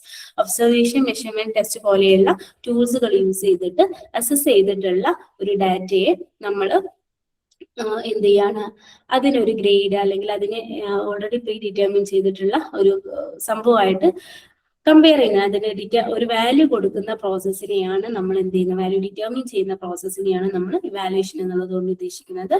Evaluation include the process of assessment and the tools and methods of measurement. ഇവാലുവേഷനിൽ എന്ത് use ചെയ്യുന്നുണ്ട്, മെഷർമെന്റിലെ ടൂൾസും മെത്തേഡ്സും use ചെയ്തിട്ട് assessment എന്ന് പറഞ്ഞ process carried out ചെയ്തിട്ട് അതിനൊരു judgement കൊടുക്കുന്നതിന്, അതിനൊരു സ്റ്റാൻഡേർഡ് ആയിട്ട് കമ്പയർ ചെയ്യുന്ന പ്രോസസ്സിനെയാണ് നമ്മൾ ഇവാലുവേഷൻ എന്ന് പറയുന്നത്. ഞാൻ ഈ ഒരു ഇൻക്ലൂഡ് ചെയ്യാൻ കാരണം നിങ്ങൾക്ക് എപ്പോഴും ആൻസർ ഷീറ്റിൽ മൈൻഡ് മാപ്പ് ഒക്കെ ഉണ്ടാകുന്നത് ഒന്നുകൂടെ ബെറ്റർ ആണ് കേട്ടോ. അപ്പൊ അതിന് വേണ്ടിയിട്ടാണ് ഇങ്ങനെ ഒരു റൗണ്ടിലൊക്കെ കൊടുത്തിട്ടുള്ളത്. അപ്പൊ നിങ്ങൾക്കും എന്ത് ചെയ്യാവുന്നതാണ്, ആൻസർ ഷീറ്റിൽ ഈ ഒരു ഫോർമാറ്റിലൊക്കെ ചെയ്ത് വെക്കാവുന്നതാണ്. എന്താ അതിൽ എഴുതിയിട്ടുള്ള, assessing the thing through observation and measurement. ആദ്യം നമ്മൾ അസസ്മെന്റ് നടത്തും, എന്നിട്ട് ആ ഒരു അസസ്മെന്റ് ചെയ്ത വാല്യൂവിനെ നമ്മൾ എന്ത് ചെയ്യാണ് ചെയ്യുന്നത്, സിമിലർ തിങ്സ് ആയിട്ടോ അല്ലെങ്കിൽ സ്റ്റാൻഡേർഡ് ആയിട്ടോ കമ്പയർ ചെയ്തിട്ട് പറയുമ്പോഴാണ് നമ്മൾ, കമ്പയർ ചെയ്ത് ജഡ്ജ്മെന്റ് ചെയ്യുമ്പോഴാണ് നമ്മൾ ഇവാലുവേഷൻ നടന്നു എന്ന് പറയാം. ഓക്കെ, ജസ്റ്റ് പറഞ്ഞ കാര്യങ്ങൾ തന്നെ ഒന്നുകൂടെ പറഞ്ഞേ ഉള്ളൂ കേട്ടോ. നെക്സ്റ്റ് നമുക്ക് പഠിക്കാനുള്ളത് റോൾസ് ഓഫ് അസസ്മെന്റിനെ കുറിച്ചിട്ടാണ് കേട്ടോ. Role of assessment in learning. Learning എന്ന പ്രോസസ്സിൽ അസസ്മെന്റിന്റെ റോൾ എന്താണ് എന്നുള്ളതാണ് പഠിക്കാനുള്ളത്. ഇത് കണ്ടിന്യൂസ് ആയിട്ട് വരുന്ന ക്വസ്റ്റ്യൻ ആണ് കേട്ടോ. കണ്ടിന്യൂസ് ആയിട്ട് എക്സാമിൽ എസ് ടൈപ്പിൽ വരുന്ന ഒരു ക്വസ്റ്റ്യൻ ആണ്. മെയിൻലി 3 റോളുകളാണുള്ളത്: assessment as learning, assessment for learning, assessment of learning. 3ഉം ഭയങ്കര കൺഫ്യൂസിംഗ് ആണ്. പ്രോപ്പറായിട്ട് മനസ്സിലായിട്ടില്ല എങ്കിൽ നമുക്ക് എപ്പോഴും അതെന്താണ് എന്നുള്ള ഒരു അറിയാം, പക്ഷെ എങ്ങനെ അതിനെ ഡിഫൈൻ ചെയ്യാമെന്ന് കൺഫ്യൂഷൻ ഉണ്ടാക്കുന്ന ഒരു പാർട്ടാണ് കേട്ടോ. അപ്പൊ നമുക്ക് പ്രോപ്പർ ആയിട്ടൊന്ന് നോക്കാം. ഓക്കെ, നിങ്ങൾക്ക് ഡൗട്ട് തോന്നുകയാണെങ്കിൽ അപ്പൊ തന്നെ ക്ലിയർ ചെയ്ത് പോവാം കേട്ടോ. ഫസ്റ്റ് നമുക്ക് അസസ്മെന്റ് ഓഫ് ലേണിംഗ് എന്ന് നോക്കാം. എപ്പോഴും ഈ ഒരു പാർട്ട് പഠിക്കാൻ നല്ലതേ അതിന്റെ മലയാളം മീനിങ് മൈൻഡിൽ വെച്ച് പഠിക്കുമ്പോൾ എനിക്ക് ഫീൽ ചെയ്തിട്ടുണ്ട് കേട്ടോ, ഒന്നും കൂടെ അത് മൈൻഡിൽ നിൽക്കുന്നുണ്ട് എന്നുള്ളത്. നമുക്ക് നോക്കാം അല്ലെ. അസസ്മെന്റ് ഓഫ് ലേണിംഗ് എന്ന് പറഞ്ഞിട്ടുണ്ടെങ്കിൽ എന്താ, പഠനത്തെ വിലയിരുത്തുക എന്നൊക്കെ പറയും. ഓക്കെ, അതായത് അസസ്മെന്റിനെ നമുക്ക് പഠനത്തെ വിലയിരുത്താൻ വേണ്ടിയിട്ട്, അതായത് നമ്മുടെ ലേണിങ്ങിനെ വിലയിരുത്താൻ വേണ്ടിയിട്ട് നമുക്ക് അസസ്മെന്റിനെ യൂസ് ചെയ്യാവുന്നതാണ്. പഠനത്തെ വിലയിരുത്തുക എന്ന് പറഞ്ഞിട്ടുണ്ടെങ്കിൽ എന്തായിരിക്കും, ഒരു ടീച്ചർ പഠിപ്പിച്ച് കഴിഞ്ഞ ഒരു ടോപ്പിക്കിനെ, ആ ടോപ്പിക്കിൽ ആ ടീച്ചർ ഉദ്ദേശിച്ചിട്ടുള്ള ലേണിംഗ് ഗോൾസ് ഒക്കെ അച്ചീവ് ചെയ്തിട്ടുണ്ടോ എന്നുള്ളത് വിലയിരുത്താൻ വേണ്ടിയിട്ട് നമുക്ക് അസസ്മെന്റിനെ യൂസ് ചെയ്യാവുന്നതാണ് അല്ലെ. അതായത് ഇപ്പോൾ സമ്മേറ്റീവ് അസസ്മെന്റ് ഒക്കെ അസസ്മെന്റ് ഓഫ് ലേണിംഗിന് എക്സാമ്പിൾ ആണ്. അതായത് ഒരു ഇയറിൽ കംപ്ലീറ്റ് ടീച്ചർ പഠിപ്പിച്ചിട്ടുള്ള കാര്യങ്ങൾ കുട്ടികൾ പ്രോപ്പർ ആയിട്ട് പഠിപ്പിച്ചിട്ടുണ്ടോ എന്ന് ചെക്ക് ചെയ്യാൻ വേണ്ടിയിട്ട് നമ്മൾ അസസ്മെന്റിനെ എന്ത് ചെയ്യാറുണ്ട്, യൂസ് ചെയ്യാറുണ്ട്. അതായത് ലേണിങ്ങിന്റെ നമ്മുടെ ഗോൾസുകളൊക്കെ അച്ചീവ് ചെയ്തിട്ടുണ്ടോ എന്നുള്ളത് മെഷർ ചെയ്യാൻ വേണ്ടിയിട്ട്, അല്ലെങ്കിൽ എന്നുള്ളതിനെ അസസ് ചെയ്യാൻ വേണ്ടിയിട്ട് നമുക്ക് അസസ്മെന്റിനെ യൂസ് ചെയ്യാവുന്നതാണ്. ഓക്കെ, അതാണ് അസസ്മെന്റിന്റെ ഫസ്റ്റ് റോള് വരുന്നത്. അതായത് ലേണിംഗ് പ്രോപ്പർ ആയിട്ട് നടന്നിട്ടുണ്ടോ എന്നുള്ളത് ചെക്ക് ചെയ്യാൻ വേണ്ടിയിട്ട് നമ്മൾ എന്ത് ചെയ്യുന്നുണ്ട്, അസസ്മെന്റിനെ യൂസ് ചെയ്യുന്നുണ്ട്. Okay, assist teacher to use evidence of student learning to assess students' achievement against learning goals and standards. Okay, ഒരു ഇയറിൽ കുട്ടി കംപ്ലീറ്റ് പഠിച്ചിട്ടുണ്ടോ എന്നുള്ളത് ചെക്ക് ചെയ്യാനൊക്കെ വേണ്ടിയിട്ട് നമ്മൾ അസസ്മെന്റിനെ യൂസ് ചെയ്യാറുണ്ട് അല്ലെ. നെക്സ്റ്റ് വരുന്നത് അസസ്മെന്റ് ആസ് ലേണിംഗ് ആണ്. അസസ്മെന്റ് ആസ് ലേണിംഗ് എന്നുള്ളതുകൊണ്ട് ഉദ്ദേശിക്കുന്നത് വിലയിരുത്തൽ തന്നെയാണ്, അല്ലെങ്കിൽ അസസ്മെന്റ് തന്നെയാണ് പഠനം എന്നുള്ളതാണ്. Assessment as learning. Okay, assessment of learning എന്തായിരുന്നു, പഠനത്തെ വിലയിരുത്താം അല്ലെ, ലേണിങ്ങിനെ വിലയിരുത്താം. അസസ്മെന്റ് ആസ് ലേണിംഗ് എന്ന് പറഞ്ഞിട്ടുണ്ടെങ്കിൽ എന്താ, അസസ്മെന്റ് എന്ന് പറഞ്ഞ പ്രോസസ്സ് തന്നെ എന്താണ്, ഒരു ലേണിംഗ് ആണെന്നാണ് പറയുന്നത്. അതിന് എക്സാമ്പിൾ ആയിട്ട് വരുന്നത് നമ്മുടെ സെൽഫ് ലേണിംഗ് ഒക്കെ അസസ്മെന്റ് ആസ് ലേണിംഗിന്റെ എക്സാമ്പിൾ ആണ് കേട്ടോ. അതായത് ഒരു ക്ലാസ് കഴിഞ്ഞ്, അപ്പൊ ഇന്നത്തെ ക്ലാസ് കഴിഞ്ഞ് നിങ്ങൾ ഇങ്ങനെ ആലോചിക്കുകയാണ്, ഇന്നത്തെ ക്ലാസ്സിൽ ഞാൻ എന്തൊക്കെ കാര്യങ്ങളാണ് പഠിച്ചത്. ഓക്കെ, ടീച്ചർ അസസ്മെന്റ് പഠിപ്പിച്ചു തന്നു, മെഷർമെന്റിനെ കുറിച്ച് പറഞ്ഞു തന്നു, ഇവാലുവേഷനെ കുറിച്ച് പറഞ്ഞു തന്നു, റോൾ ഓഫ് അസസ്മെന്റിനെ കുറിച്ച് പറഞ്ഞു തന്നു. അപ്പൊ ഇതിൽ എനിക്കിപ്പോ ഇവാലുവേഷൻ പ്രോപ്പറായിട്ട് മനസ്സിലായില്ലല്ലോ, അതെന്തായിരുന്നു? നിങ്ങൾ എന്നെ സെൽഫ് ആയിട്ട് എന്ത് ചെയ്യണം, അസസ് ചെയ്യണം. നിങ്ങൾക്ക് എന്തൊക്കെ കാര്യങ്ങളാണ് മനസ്സിലായത്, എവിടെയാണ് നിങ്ങൾക്ക് കൺഫ്യൂഷൻ ഉള്ളത്. ഓക്കെ, എന്ത് ചെയ്യാം, എൻ്റെ ഒരു എനിക്ക് പരിചയമുള്ള ഒരു കൂട്ടുകാരിയുണ്ട്, അവളോട് ചോദിച്ചിട്ട് അതെന്ത് ചെയ്യാം, ഒന്ന് ക്ലിയർ ചെയ്യാം. അല്ലെങ്കിൽ വേണ്ട, ടീച്ചറോട് തന്നെ ചോദിച്ചിട്ട് അതൊന്ന് ക്ലിയർ ചെയ്യാം. അങ്ങനെ നിങ്ങൾ എന്ത് ചെയ്യാണ്, സെൽഫായിട്ട് പഠിക്കുമ്പോൾ എന്താ സംഭവിക്കുന്നത്, നിങ്ങൾ തന്നെ നിങ്ങൾ അസസ് ചെയ്യാണ്, എന്നിട്ട് അതിലൂടെ ഒരു ലേണിംഗ് പോസിബിൾ ആക്കുകയാണ് അല്ലെ. അപ്പൊ അതിനെയാണ് അസസ്മെന്റ് ആസ് ലേണിംഗ് എന്ന് പറയുന്നത്. അതായത് അസസ്മെന്റിനെ നമുക്ക് എന്തിനു വേണ്ടിയിട്ട് യൂസ് ചെയ്യാം, ഫർദർ ലേണിംഗിന് വേണ്ടിയിട്ട് യൂസ് ചെയ്യാം. ഓക്കെ, അതായത് വിലയിരുത്തൽ തന്നെ ഒരു ലേണിംഗ് ആണ് എന്നാണ് പറയുന്നത്. ഓക്കെ, അതായത് ഒരു ക്ലാസ് കഴിഞ്ഞതിന് ശേഷം നമ്മൾ നമ്മളെ തന്നെ സെൽഫായിട്ട് അസസ് ചെയ്തിട്ട് നമുക്ക് എന്തൊക്കെ കാര്യങ്ങൾ അറിഞ്ഞു, ഇനി എന്തൊക്കെ കാര്യങ്ങളാണ് അറിയാനുള്ളത്, നമ്മളൊരു കൺക്ലൂഷനിൽ എത്തിച്ചേരൂല്ലേ. എന്നിട്ട് അത് നമ്മൾ എന്ത് ചെയ്യാണ്, ഫർദർ ലേണിംഗിന് വേണ്ടിയിട്ട് യൂസ് ചെയ്യുകയാണെങ്കിൽ അതിനെയാണ് അസസ്മെന്റ് ആസ് ലേണിംഗ് എന്നുള്ളത് കൊണ്ട് ഉദ്ദേശിക്കുന്നത്. അതായത് ലേണിംഗിൽ അസസ്മെന്റ് ഡിഫറെന്റ് റോൾസുകളിൽ നിൽക്കുന്നുണ്ട്. ഫസ്റ്റ് റോൾ എന്ന് പറഞ്ഞാൽ അസസ്മെന്റ് ഓഫ് ലേണിംഗ് ആണ്. അതായത് കുട്ടികൾ എത്രത്തോളം അച്ചീവ് ചെയ്തു, കുട്ടികളുടെ ലേണിംഗിനെ വിലയിരുത്താൻ വേണ്ടിയിട്ട് അസസ്മെന്റ് യൂസ് ചെയ്യാറുണ്ട്. അതാണ് അസസ്മെന്റ് ഓഫ് ലേണിംഗ്. ഇതുകൂടാതെ ഫർദർ ലേണിംഗിന് വേണ്ടിയിട്ട് നമ്മൾ എന്ത് ചെയ്യാറുണ്ട്, അസസ്മെന്റ് യൂസ് ചെയ്യാറുണ്ട്. അതാണ് അസസ്മെന്റ് ആസ് ലേണിംഗ് അല്ലെ. വിലയിരുത്തൽ തന്നെ ഒരു പഠനമായിട്ട് നമ്മൾ എന്ത് ചെയ്യാറുണ്ട്, കൺസിഡർ ചെയ്യാറുണ്ട്. അല്ലെങ്കിൽ അസസ്മെന്റിനെ തന്നെ ഒരു ലേണിംഗ് ആയിട്ട് നമ്മൾ കൺസിഡർ ചെയ്യാറുണ്ട് എന്നുള്ളതാണ്. Involve students in the learning process where they monitor their own progress, ask questions and practice skills. Students use self-assessment and teacher feedback to reflect on their learning, consolidate their understanding and work towards learning goals. Okay, clear ആയോ? എന്തെങ്കിലും doubt ഉണ്ടോ? രണ്ടെണ്ണം clear ആണോ? Clear ആണെങ്കിൽ നമുക്ക് അടുത്തേക്ക് പോവാട്ടോ. ഇത് രണ്ടിലും എന്തെങ്കിലും ക്ലിയർ ആണോ? ഓക്കെ, ചോദിക്കുക കേട്ടോ. നിങ്ങൾക്ക് ക്ലാസ് കഴിഞ്ഞതിന് ശേഷം ഡൗട്ട് ഉണ്ടെങ്കിൽ റെഗുലർ നമ്മുടെ ഇൻസ്റ്റിറ്റ്യൂട്ടിൽ തന്നെ ഉള്ള കുട്ടികളാണെങ്കിൽ എന്ത് ചെയ്യാം, ഗ്രൂപ്പിൽ ചോദിക്കാം, പേഴ്സണലായി മെസ്സേജ് അയക്കാം. പുറത്തുനിന്ന്, അതായത് നമ്മുടെ ഇൻസ്റ്റിറ്റ്യൂട്ടിൽ പെടാത്ത കുട്ടികൾ യൂട്യൂബ് വീഡിയോ കാണുന്നവരാണെങ്കിൽ നിങ്ങൾക്ക് കമന്റ് സെക്ഷനിലൂടെയൊക്കെ ഡൗട്ട് ചോദിക്കാവുന്നതാണ് കേട്ടോ. നമ്മൾ ക്ലിയർ ചെയ്ത് തരാറുണ്ട്. ഓക്കെ, ഇനി അസസ്മെന്റ് ഫോർ ലേണിംഗ് ആണ് നെക്സ്റ്റ് വരുന്നത്. എന്താ അസസ്മെന്റ് ഫോർ ലേണിംഗ്? ഓഫ് ലേണിംഗും ആസ് ലേണിംഗും നമ്മൾ പഠിച്ചു അല്ലേ. ഇനി വരുന്നത് അസസ്മെന്റ്. One second.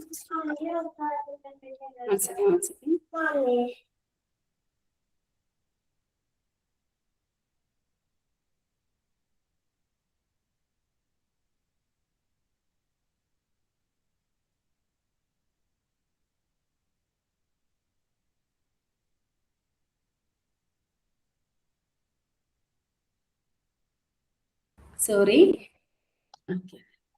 നെക്സ്റ്റ് വരുന്നത് അസസ്മെന്റ് ഫോർ ലേണിംഗ് ആണ് അല്ലെ. അസസ്മെന്റ് ഫോർ ലേണിംഗ് എന്ന് പറഞ്ഞാൽ പഠനത്തിനായി വിലയിരുത്തുക എന്നൊക്കെയാണ് പറയാട്ടോ. അത് നമുക്കൊരു ഫോർമേറ്റീവ് അസസ്മെന്റ് ഒക്കെയാണ് അസസ്മെന്റ് ഫോർ ലേണിംഗിന് നമ്മൾ എക്സാമ്പിൾ ആയിട്ട് പറയാറുള്ളത്. അപ്പൊ നിങ്ങൾക്ക് ഡൗട്ട് വരികയാണെങ്കിൽ നിങ്ങൾക്ക് എന്ത് ചെയ്യാവുന്നതാണ്, ഫോർമാറ്റീവ് ലേണിംഗ് എന്നൊക്കെ പഠിക്കാവുന്നതാണ് കേട്ടോ. ഈ അസസ്മെന്റ് ഫോർ ലേണിംഗ് അതിന്റെ എക്സാമ്പിൾ വരുന്നത് ഫോർമേറ്റീവ് അസസ്മെന്റ്. അങ്ങനെ വേണമെങ്കിൽ നിങ്ങൾക്ക് എന്ത് ചെയ്യാവുന്നതാണ്, പഠിക്കാവുന്നതാണ്. ഓക്കെ, അതായത് എപ്പോഴാണ് അസസ്മെന്റ് ഒരു ലേണിംഗ് ആവുന്നത് എന്നുള്ളതിനെയാണ് ഫോർമേറ്റീവ് അസസ്മെന്റ് ഓഫ് ലേണിംഗ് എന്നുള്ളത് കൊണ്ട് ഉദ്ദേശിക്കുന്നത്. അതായത് നമ്മൾ പഠനത്തിനായിട്ട്, ലേണിംഗ് എന്നുള്ള പ്രോസസ്സിനായിട്ട് വിലയിരുത്താം. ഓക്കെ, അതായത് എപ്പോഴും ഒരു അസസ്മെന്റ് ലേണിംഗ് ആവാം, അത് നമ്മൾ അസസ്മെന്റ് ആസ് ലേണിംഗ് എന്നുള്ള പാർട്ടിലാണ് ഡിസ്കസ് ചെയ്തത് അല്ലെ. ഇനി അസസ്മെന്റ് ഫോർ ലേണിംഗ് വരുന്നത് ലേണിംഗിന് വേണ്ടിയിട്ട് നമ്മൾ എന്ത് ചെയ്യുക, അസസ്മെന്റ് നടത്താം. അതായത് ലേണിംഗ് ഒന്നും കൂടെ നടക്കാൻ വേണ്ടിയിട്ട് നമ്മൾ അസസ്മെന്റിനെ ഉപയോഗിക്കാം. ഫോർമേറ്റീവ് അസസ്മെന്റ്, അതായത് നമ്മളൊരു ക്ലാസ് എടുക്കുകയാണ്. ക്ലാസ് എടുക്കുന്ന സമയത്ത് നമ്മൾ എന്ത് ചെയ്യുക, കുട്ടികളോട് ക്വസ്റ്റ്യൻ ചോദിച്ചു. അപ്പൊ നമുക്ക് മനസ്സിലായി കുട്ടികൾക്ക് പ്രോപ്പർ ആയിട്ട് എന്ത് ചെയ്തിട്ടില്ല, കാര്യങ്ങൾ മനസ്സിലായിട്ടില്ല.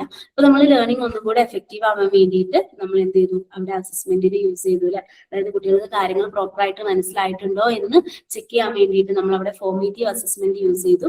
ആ അസസ്മെന്റിലൂടെ നമുക്ക് മനസ്സിലായി കുട്ടികൾക്ക് പ്രോപ്പർ ആയിട്ട് കാര്യങ്ങൾ മനസ്സിലായിട്ടില്ല. ഇനി നമ്മൾ അങ്ങനെ ചെക്ക് ചെയ്യുന്ന സമയത്ത് ക്ലാസ്സിലെ കംപ്ലീറ്റ് കുട്ടികൾക്കും ഒന്നും അറിയില്ല എന്നുണ്ടെങ്കിൽ അതിന്റെ അർത്ഥം എന്താ, കുട്ടികളുടെ പ്രശ്നമാണോ? അല്ല അല്ലേ, ഇവിടെ ടീച്ചറിന്റെ പ്രശ്നമാണ്. ടീച്ചർ ക്ലാസ് എടുക്കുന്നത് ആർക്കും മനസ്സിലാവുന്നില്ല, അല്ലെങ്കിൽ ടീച്ചറിന്റെ ടീച്ചിങ് മെത്തേഡുകൾ ചേഞ്ച് ചെയ്യണം. അതുകൊണ്ടാണ് കുട്ടികൾക്ക് കാര്യങ്ങൾ മനസ്സിലാവാത്തത്. അപ്പൊ നമ്മൾ കുട്ടികളെ അസസ് ചെയ്തെന്ന് വിചാരിക്കാം, ഫോർമേറ്റീവ് അസസ്മെന്റ് നടത്തിയെന്ന് വിചാരിക്കാം. ക്ലാസ്സിലുള്ള ആരോടും ക്വസ്റ്റ്യൻ ചോദിച്ചിട്ട് നമ്മൾ ചോദിച്ച ക്വസ്റ്റ്യൻ ആൻസർ പറയാൻ അവർക്ക് പറ്റുന്നില്ല എന്നാണെങ്കിൽ നമ്മൾ മനസ്സിലാക്കുക, എന്റെ ടീച്ചിങ് മെത്തേഡിൽ എന്തോ ഒരു പ്രശ്നമുണ്ട്. അത് ഞാൻ ചേഞ്ച് ചെയ്യണം. അല്ലെങ്കിൽ അല്ലാതെ കുട്ടികൾക്ക് അറിയാത്തതല്ല, അല്ലെങ്കിൽ കുട്ടികൾ ശ്രദ്ധിച്ചിരിക്കാത്തതല്ല പ്രശ്നം. ഞാൻ പറഞ്ഞു കൊടുക്കുന്ന മെത്തേഡ് അവർക്ക് മനസ്സിലാവുന്നില്ല. അപ്പൊ എന്ത് ചെയ്യണം? ഈ ഒരു ടോപ്പിക് പഠിപ്പിക്കണമെങ്കിൽ നാളെ ഞാൻ എന്ത് ചെയ്യണം? ഒരു മോഡൽ കൊണ്ടുവന്നിട്ട് കുട്ടികൾക്ക് കാണിച്ചു കൊടുക്കണം. അപ്പൊ അവർക്ക് ഒന്നുകൂടെ മനസ്സിലാവും. അല്ലെങ്കിൽ ഒരു എക്സ്പെരിമെന്റിലൂടെ അവർക്ക് പഠിപ്പിച്ചു കൊടുക്കാം. അപ്പൊ അവർക്ക് ഒന്നുകൂടെ മനസ്സിലാവും. അങ്ങനെ ഒരു കൺക്ലൂഷനിൽ നിങ്ങൾ എത്തിച്ചേരണം കേട്ടോ. അതായത് ക്ലാസ്സിലുള്ള എല്ലാ കുട്ടികൾക്കും മനസ്സിലാവുന്നില്ല എന്നാണെങ്കിൽ നമ്മുടെ പാർട്ട്ണറാണ് തെറ്റുള്ളത്. നമ്മൾ അത് എന്ത് ചെയ്യണം? ഡിഫറെന്റ് ടീച്ചിങ് മെത്തേഡ്സുകളൊക്കെ യൂസ് ചെയ്തിട്ട് നമ്മളത് കോപ്പപ്പ് ചെയ്യണം. ഇനി 1-2 കുട്ടികൾക്ക് മാത്രമാണ് മനസ്സിലാവുന്നില്ല, ബാക്കിയുള്ള കുട്ടികൾക്കൊക്കെ എന്ത് ചെയ്യുന്നുണ്ട്? ക്വസ്റ്റ്യൻ ചോദിച്ചപ്പോൾ കിട്ടിയിട്ടുണ്ട് എന്നാണെങ്കിൽ അതിന്റെ അർത്ഥം എന്താ? ആ കുട്ടികൾക്ക് എന്തോ ഒരു ബേസിൽ എന്തോ ഒരു പ്രശ്നം വന്നിട്ടുണ്ട്. അപ്പൊ നമ്മൾ എന്ത് ചെയ്യണം? അത് റെക്ടിഫൈ ചെയ്യണം. അതിനാവശ്യമായിട്ട് അവർക്ക് ഒരു ഹെൽപ്പിംഗ് ഹാൻഡ് ആയിട്ട് നമ്മൾ നിൽക്കണം. എവിടെയാണോ അവർക്ക് പ്രശ്നം വന്നിട്ടുള്ളത് അതൊന്ന് ചോദിച്ചറിഞ്ഞ് അവർക്ക് പ്രോപ്പർ ആയിട്ട് നമ്മൾ എന്ത് ചെയ്യണം? പഠിപ്പിച്ചു കൊടുക്കണം. അങ്ങനെ 2 ലെവലിൽ നമുക്ക് എന്ത് ചെയ്യാം? ഫോർമേറ്റീവ് അസസ്മെന്റ് ചെയ്യാം. അല്ലെങ്കിൽ ഫോർമാറ്റീവ് അസസ്മെന്റിലൂടെ 2 രീതിക്ക് നമുക്കത് മനസ്സിലാക്കി എടുക്കാൻ വേണ്ടിയിട്ട് പറ്റും. അപ്പൊ അസസ്മെന്റ് ഫോർ ലേണിംഗ് എന്നുള്ളത് കൊണ്ട് ഉദ്ദേശിക്കുന്നത് ലേണിംഗിന് വേണ്ടിയിട്ടുള്ള അസസ്മെന്റ് ആണ്. അതായത് ലേണിംഗ് ഒന്നുകൂടെ പ്രോപ്പർ ആയിട്ട് നടക്കാൻ വേണ്ടിയിട്ട് നമ്മൾ അസസ്മെന്റിനെ ഉപയോഗിക്കുന്നുണ്ടെങ്കിൽ അതാണ് അസസ്മെന്റ് ഫോർ ലേണിംഗ് എന്ന് പറയുന്നത്. ഫോർമേറ്റീവ് അസസ്മെന്റ് ആണ് അതിന്റെ എക്സാമ്പിൾ ആയിട്ട് വരുന്നത്. ഫോർ ലേണിംഗും ആസ് ലേണിംഗും നിങ്ങൾക്ക് കൺഫ്യൂഷൻ വരുന്നുണ്ടോ? സെയിം ആയിട്ട് ഫീൽ ചെയ്യുന്നുണ്ടോ? ഒരേപോലെയാണെന്ന് തോന്നുന്നുണ്ടോ?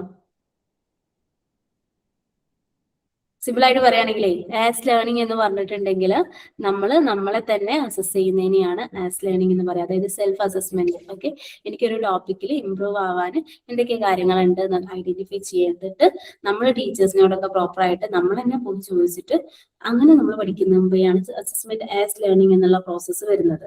ബട്ട് അസസ്മെന്റ് ഫോർ ലേണിംഗിലും ലേണിംഗ് തന്നെയാണ് അവിടെ നടക്കുന്നത്. പക്ഷെ അതിൽ ടീച്ചേഴ്സിന് ഒന്നും കൂടെ റോൾ ഉണ്ട്. ടീച്ചേഴ്സ് ആണ് കുട്ടികൾക്ക് പ്രോപ്പർ ആയിട്ട് കാര്യങ്ങളൊക്കെ പറഞ്ഞു കൊടുക്കുന്നത്. ടീച്ചേഴ്സ് ആണ് ഇനീഷ്യേറ്റീവ് എടുക്കുക. ആസ് ലേണിംഗിൽ സ്റ്റുഡൻസ് ആണ് ഇനീഷ്യേറ്റീവ് എടുക്കുക. ക്ലിയർ ആയെന്ന് വിചാരിക്കുന്നു.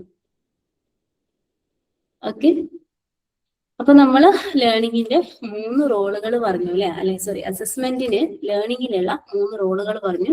Assessment of learning, assessment as learning, assessment for learning. ഇതൊന്നും കൂടെ നിങ്ങൾക്ക് മനസ്സിലാക്കി എടുക്കാൻ വേണ്ടി കൺഫ്യൂഷൻ ഉണ്ടാവും എന്ന് വിചാരിച്ചിട്ട് ഒന്നുകൂടെ എന്ത് ചെയ്തിട്ടുണ്ട്? ഡിസ്കസ് ചെയ്തിട്ടുണ്ട് കേട്ടോ. അസസ്മെന്റ് ആസ് ലേണിംഗ് എന്ന് പറഞ്ഞിട്ടുണ്ടെങ്കിൽ എന്താ? മനസ്സിലാക്കിയോ? അസസ്മെന്റ് ആസ് ലേണിംഗ് വിലയിരുത്തൽ തന്നെ ഒരു പഠനമാണെന്നാണ് പറയുന്നത് അല്ലെ. അതായത് അസസ്മെന്റ് തന്നെ ഒരു ലേണിംഗ് ആണെന്നാണ് പറയുന്നത്. Assessment as learning help student to take more responsibility for their learning and fix goals for further learning അല്ലെ. ഓക്കെ, അസസ്മെന്റ് ആസ് ലേണിംഗ് എന്താണ് ഹെൽപ്പ് ചെയ്യുന്നത്? സെൽഫ് ലേണിംഗ് ഒക്കെയാണ്, സെൽഫ് അസസ്മെന്റ് ഒക്കെയാണ് അസസ്മെന്റ് ആസ് ലേണിംഗിന് നമ്മൾ എക്സാമ്പിൾ പറഞ്ഞിട്ടുള്ളത്. അത് കുട്ടികളെ എന്ത് ചെയ്യുന്നുണ്ട്? കുട്ടികൾ ഒന്നുകൂടെ റെസ്പോൺസിബിൾ ആവുകയാണ് ചെയ്യുന്നത് അല്ലെ. ഒരു ക്ലാസ് കഴിഞ്ഞ് അവരെന്നെ നോക്കുകയാണ് എന്താണ് അവർക്ക് മനസ്സിലായത് എന്നുള്ളത്. എന്നിട്ട് അവരെന്നെ ഐഡന്റിഫൈ ചെയ്യാണ് അവർക്ക് എന്തൊക്കെ കാര്യങ്ങളാണ് ഇനി ഫർദർ അറിയാനുള്ളത് എന്നുള്ളത്.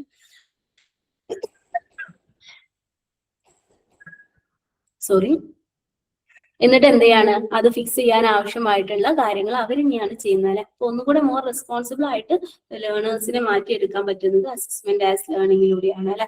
The student use assessment in learning to learn further and bring improvement upon it, then assessment become a learning. എപ്പോഴാണ് അസസ്മെന്റ് ഒരു ലേണിംഗ് ആവുക? കുട്ടികൾ തന്നെ എന്ത് ചെയ്യുക? അസസ്മെന്റിനെ ഒരു ലേണിംഗ് ഇംപ്രൂവ് ചെയ്യാനുള്ള ഒരു കാര്യമാക്കി മാറ്റുമ്പോഴാണ് നമ്മൾ ലേണിംഗ് അസസ്മെന്റ് തന്നെ ഒരു ലേണിംഗ് ആയി എന്ന് പറയാം അല്ലെ. അസസ്മെന്റ് ആസ് ലേണിംഗ് എന്നുള്ളത് പറയാം. ഓക്കെ, ഇനി അസസ്മെന്റ് ആസ് ലേണിംഗിൽ ടീച്ചേഴ്സിന്റെ റോൾ എന്താ? ടീച്ചേഴ്സ് ഒരു ഗൈഡ് ആയിട്ടാണ് ആക്ട് ചെയ്യുന്നത് അല്ലെ. കുട്ടികൾ അവരെ സെൽഫ് മോണിറ്റർ ചെയ്യുമ്പോൾ അതിനാവശ്യമായിട്ടുള്ള ഹെൽപ്പിംഗ് ഹാൻഡ് ആയിട്ട് നിൽക്കുക, ഒരു ഗൈഡൻസ് പ്രൊവൈഡ് ചെയ്യാന്ന് മാത്രമേ ടീച്ചറിന് റോളുള്ളൂ അല്ലെ. ഇനി അസസ്മെന്റ് ഫോർ ലേണിംഗ് നമ്മൾ നോക്കുകയാണെങ്കിൽ അസസ്മെന്റ് ഫോർ ലേണിംഗ് എന്ന് പറഞ്ഞിട്ടുണ്ടെങ്കിൽ എന്തായിരിക്കും? പഠനത്തിനായിട്ട് വിലയിരുത്തുക അല്ലെ. Assessment for learning is defined as the process of seeking and interpreting evidence for use by learners and their teacher to decide where the learner are in their learning, where they need to go and how best to get there.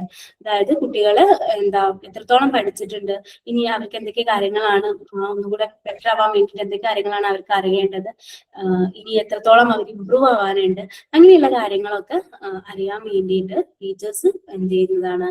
Assess ചെയ്യുന്നതിനെയാണ് നമ്മൾ assessment for learning എന്നുള്ളത് കൊണ്ട് ഉദ്ദേശിക്കുന്നത്. Formative assessment ഒക്കെ assessment for ലേണിംഗിന്റെ example ആണ്. Okay, assessment for learning mainly എന്തിനു വേണ്ടിയിട്ടാണ് use ചെയ്യുന്നത്? കുട്ടികളുടെ പ്രസന്റ് ലേണിംഗിനെ ഇംപ്രൂവ് ചെയ്യാനൊക്കെ ഹെൽപ്പ് ചെയ്യുന്നുണ്ട്. അതുപോലെ കുട്ടികൾക്ക് എന്തെങ്കിലും ലേണിംഗ് ഡിഫിക്കൽട്ടീസ് ഉണ്ടെങ്കിൽ, ലേണിംഗിൽ എവിടെയെങ്കിലും അത് സ്റ്റിക്ക് ആയിട്ട് നിൽക്കുന്നുണ്ടെങ്കിൽ അതൊക്കെ ഡയഗ്നോസ് ചെയ്യാനൊക്കെ നമുക്ക് അസസ്മെന്റ് ഫോർ ലേണിംഗ് യൂസ് ചെയ്യാവുന്നതാണ്. ഓക്കെ, ടീച്ചേഴ്സിന്റെ റോള് നമ്മൾ നോക്കുകയാണെങ്കിൽ അസസ്മെന്റ് ഫോർ ലേണിംഗിൽ assessment for learning that happened during the entire period of teaching will be in the form of teachers' interaction with the student. Assessment for learning ടീച്ചേഴ്സിന്റെ role നോക്കുകയാണെങ്കിൽ നമ്മൾ class എടുക്കുന്ന സമയത്താണ് formative assessment നടത്തുക അല്ലെ. അപ്പോൾ ടീച്ചേഴ്സും സ്റ്റുഡന്റും തമ്മിലുള്ള ഇന്ററാക്ഷൻ എന്തായിരിക്കും, വളരെ കൂടുതലായിരിക്കും അസസ്മെന്റ് ഫോർ ലേണിംഗ് എന്നുള്ള ഒരു ആസ്പെക്റ്റിൽ നമ്മൾ അസസ്മെന്റിന്റെ റോള് നോക്കുമ്പോൾ. Okay, identifying a particular learning needs of student and learning deficiencies of backward students from the feedback obtained from the assessment. അതായത് അസസ്മെന്റ് ഫോർ ലേണിംഗിൽ നമ്മൾ ഫോർമേറ്റീവ് അസസ്മെന്റ് ആണ് യൂസ് ചെയ്യുന്നത് അല്ലെ. അപ്പൊ അതായത് കുട്ടികൾക്ക് എന്തെങ്കിലും ലേണിംഗ് ഡെഫിഷ്യൻസീസ് ഉണ്ടെങ്കിൽ അതൊക്കെ ഐഡന്റിഫൈ ചെയ്യാനും അതൊക്കെ സോൾവ് ചെയ്യാനും ഒക്കെ നമുക്ക് എന്ത് ചെയ്യും, അസസ്മെന്റ് ഫോർ ലേണിംഗിലൂടെ അല്ലെങ്കിൽ ഫോർമേറ്റീവ് അസസ്മെന്റിലൂടെ പോസിബിൾ ആണ് അല്ലെ. അതായത് കുട്ടികൾ എന്ത് ചെയ്യാം, ഫർദർ ലേണിംഗ് പോസിബിൾ ആക്കാൻ വേണ്ടിയിട്ട് നമുക്ക് ഹെൽപ്പ് ചെയ്യാനൊക്കെ അസസ്മെന്റ് ഫോർ ലേണിംഗിലൂടെ പറ്റും. അതായത് അസസ്മെന്റ് ഫോർ ലേണിംഗ് ക്ലാസ് റൂമിന്റെ ഡ്യൂറിംഗ് ക്ലാസ് റൂമിലേ നടക്കുന്നത്.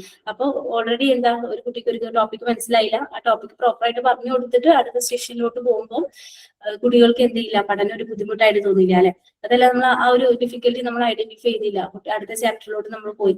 അപ്പം അത് കണക്ട് ചെയ്തിട്ടുള്ള ചാപ്റ്റേഴ്സ് ആണെങ്കിൽ ആ ഒരു ഡെഫിഷ്യൻസി എന്ത് ചെയ്യും, കുട്ടിയുടെ ഫർദർ ലേണിങ്ങിനെയൊക്കെ ബാധിക്കും അല്ലെ.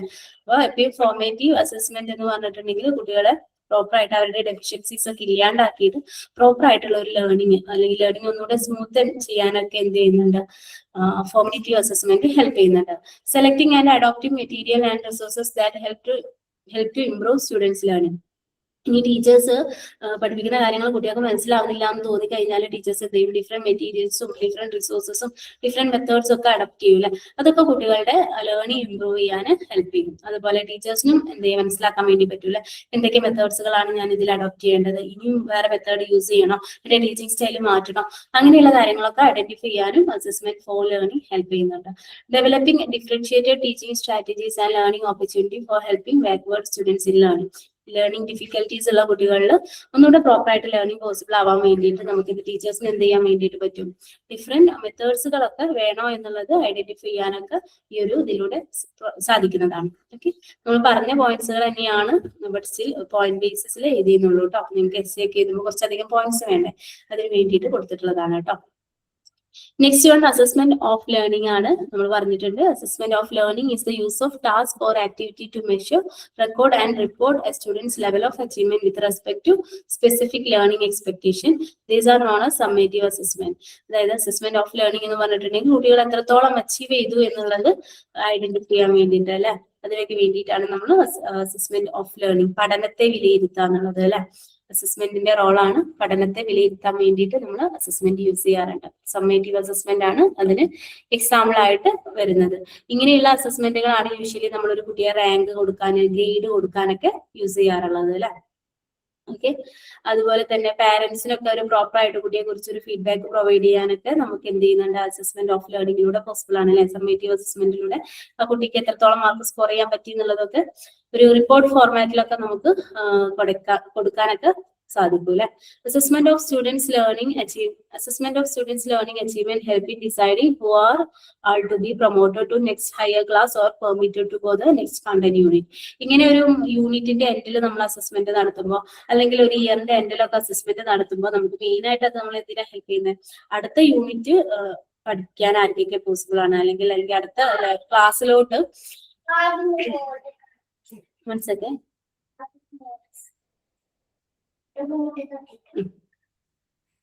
അടുത്ത ലെവലിലോട്ട് നമുക്ക് ആരൊക്കെ പെർമിറ്റ് ചെയ്യാൻ പറ്റും എന്നുള്ളതൊക്കെ ഐഡന്റിഫൈ ചെയ്യാനും നമ്മൾ എന്ത് ചെയ്യുന്നുണ്ട്, ഈ ഒരു അസസ്മെന്റ് ഹെൽപ്പ് ചെയ്യുന്നുണ്ട്. അസസ്മെന്റ് ഓഫ് ലേണിംഗ് ഹെൽപ്പ് ചെയ്യുന്നുണ്ട്. ഓക്കെ, ഇനി ടീച്ചേഴ്സിന്റെ റോള് നമ്മൾ നോക്കുകയാണെങ്കിൽ അസസ്മെന്റ് ഓഫ് ലേണിംഗിൽ ടീച്ചേഴ്സിന്റെ റോള് നോക്കുകയാണെങ്കിൽ പാരന്റ്സിന് അല്ലെങ്കിൽ പബ്ലിക്കിനൊക്കെ നമുക്ക് ലേണിംഗ് അച്ചീവ്മെന്റ്, കുട്ടികളുടെ ലേണിംഗ് അച്ചീവ്മെന്റ് ഒരു എവിഡൻസിന്റെ ഫോർമാറ്റിൽ കൊടുക്കാനൊക്കെ നമ്മൾ എന്ത് ചെയ്യുന്നുണ്ട്, അസസ്മെന്റ് ഓഫ് ലേണിംഗ് ഹെൽപ്പ് ചെയ്യുന്നുണ്ട്. അതുപോലെ തന്നെ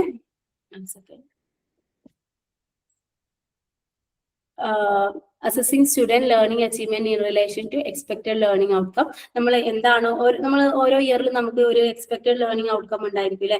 ഇത്ര കുട്ടികൾ ഇത്ര മാർക്ക് സ്കോർ ചെയ്യണം, അല്ലെങ്കിൽ എന്താ ഇത്രയും കാര്യങ്ങൾ കുട്ടികൾ പഠിച്ചു പഠിച്ചിരിക്കണം.